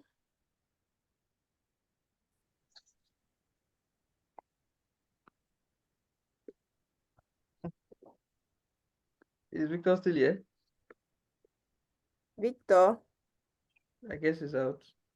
I don't think so. But he already answered your question while he was giving, and Jennifer already also dropped off. But he already answered your question when he was talking about global visa. He said that it doesn't, part of the advantage that comes with global talent visa is that there's no restriction to where you can work.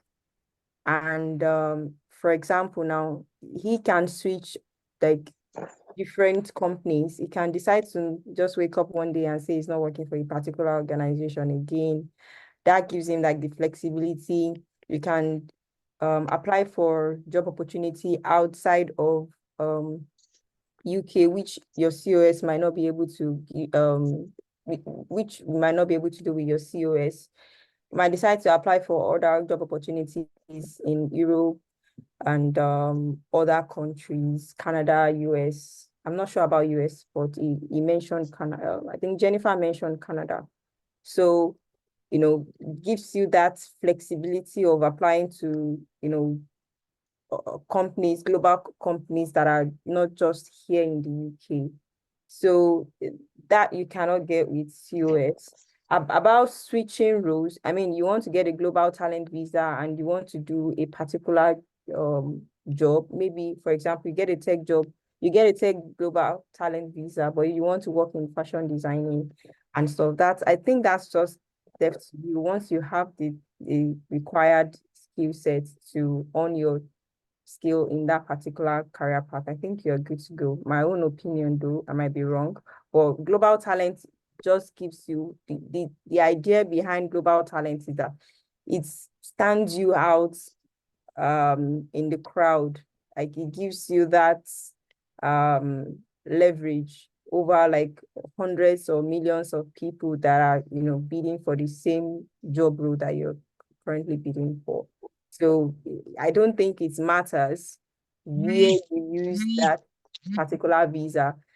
But one other thing that it also does is that it counts towards your ILR.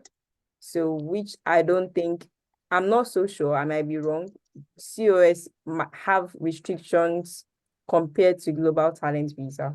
So, but then with global talent visa, you are like one step ahead compared to every other person that is going through some other route like work sponsorship and stuff, because anything can happen with the organization that you are working with. But with global talent, you are not tied to any organization and you have your right to leave or remain however you choose to, use your visa and stuff. So yeah, that's just about it. I don't know if that answers your question, but I know you already talked about the question that you asked about. Okay, so thank you so much, Rukayat. So I think the main reason I asked this is because I think I joined late to the meeting, and when I joined, I kind of went online to search for global talent visa, and then I typed if we are allowed to do any job, and what I saw online was you do not have a job, you do not need to have a job to be eligible, and you Yeah. have the option to take up paid employment, to work for yourself as self-employed, or to become a director of a company. Although any work should be within the field for which you have been endorsed. Yeah. Hence why I asked that must I still work, because with my COS, I must work within that job I got the COS for. Yeah. You have the So that's answer why I'm asking. yourself. You have the Sorry, answer to the maybe question. Okay. maybe just to kind of help, because I was also listening to Victor and I've done my own research, even though I'm not on a global talent, just so we don't have a back and forth. Main thing is global talents, you have the flexibility, you can work for anybody. Also, with a COS, if your company terminates your employment, there is a 60 days or is it a 90-day there's a 90-day whatever you have to get another job to sponsor you before you leave the UK. Am I right? So Yes. Yeah. with a global talent, if they sack you, nothing happens. If you lose your employment, nothing happens. You already have your fixed either 5 years or 3 years to stay in the country, and you being employed or not being employed during that period of time has nothing to do with your stay. It's a separate thing. So those are kind of like the flexibility and the advantages of you have with the global talent visa that the COS does not offer. I hope that answers the question.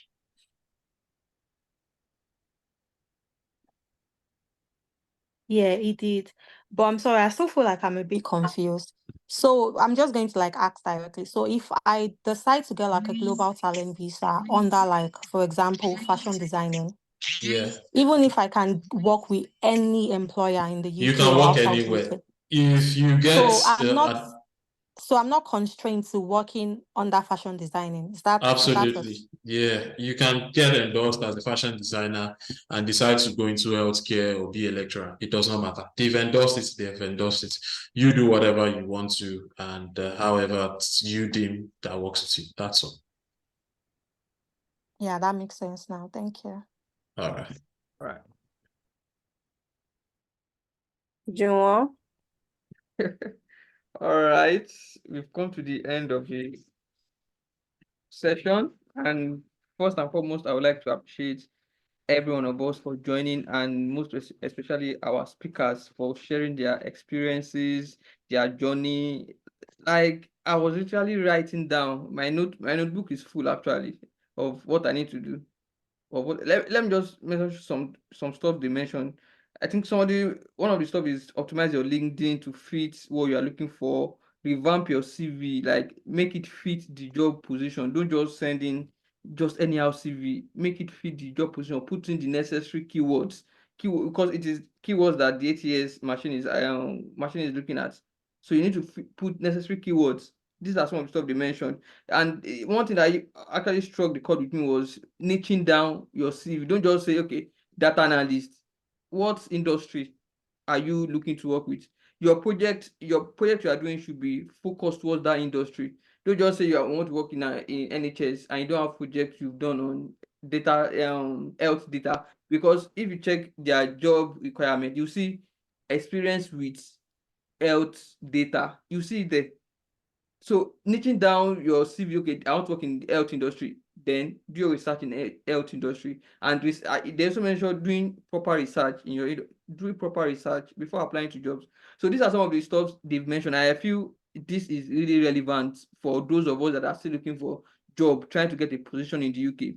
I want us to like go back and sit down and like plan again. Okay, this I want to search for job. This is the strategy I want to use.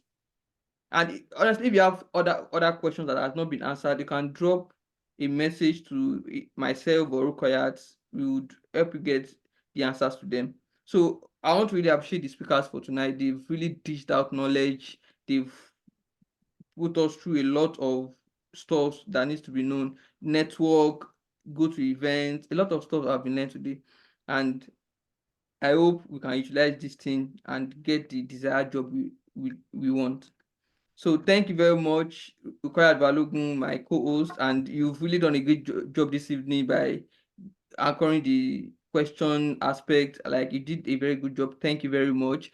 Thank you everyone for joining. Thank you, Abdulrazak. Thank you, Femi. Thank you, Victor. Thank you, Jennifer. Thank you, Faiza. Thank you, Jacob. All of you did a great job, and I really want to appreciate you giving us your time. Thank you very much. And this is where we draw the Thank you for having us. Thank you very much. Thank you very much, everyone. And if you need the recording, anyone that needs the recording, you can reach out to Rukayat or you can reach out to myself. I will be sending it out once it's All right, ready. that's fine. Thank you. Just ensure that you've registered. I will be sending out the recordings as an attachment in an email. All right. As I said, you get the recordings once it's ready. Thank you very much, everybody. And this is where we draw the curtain tonight.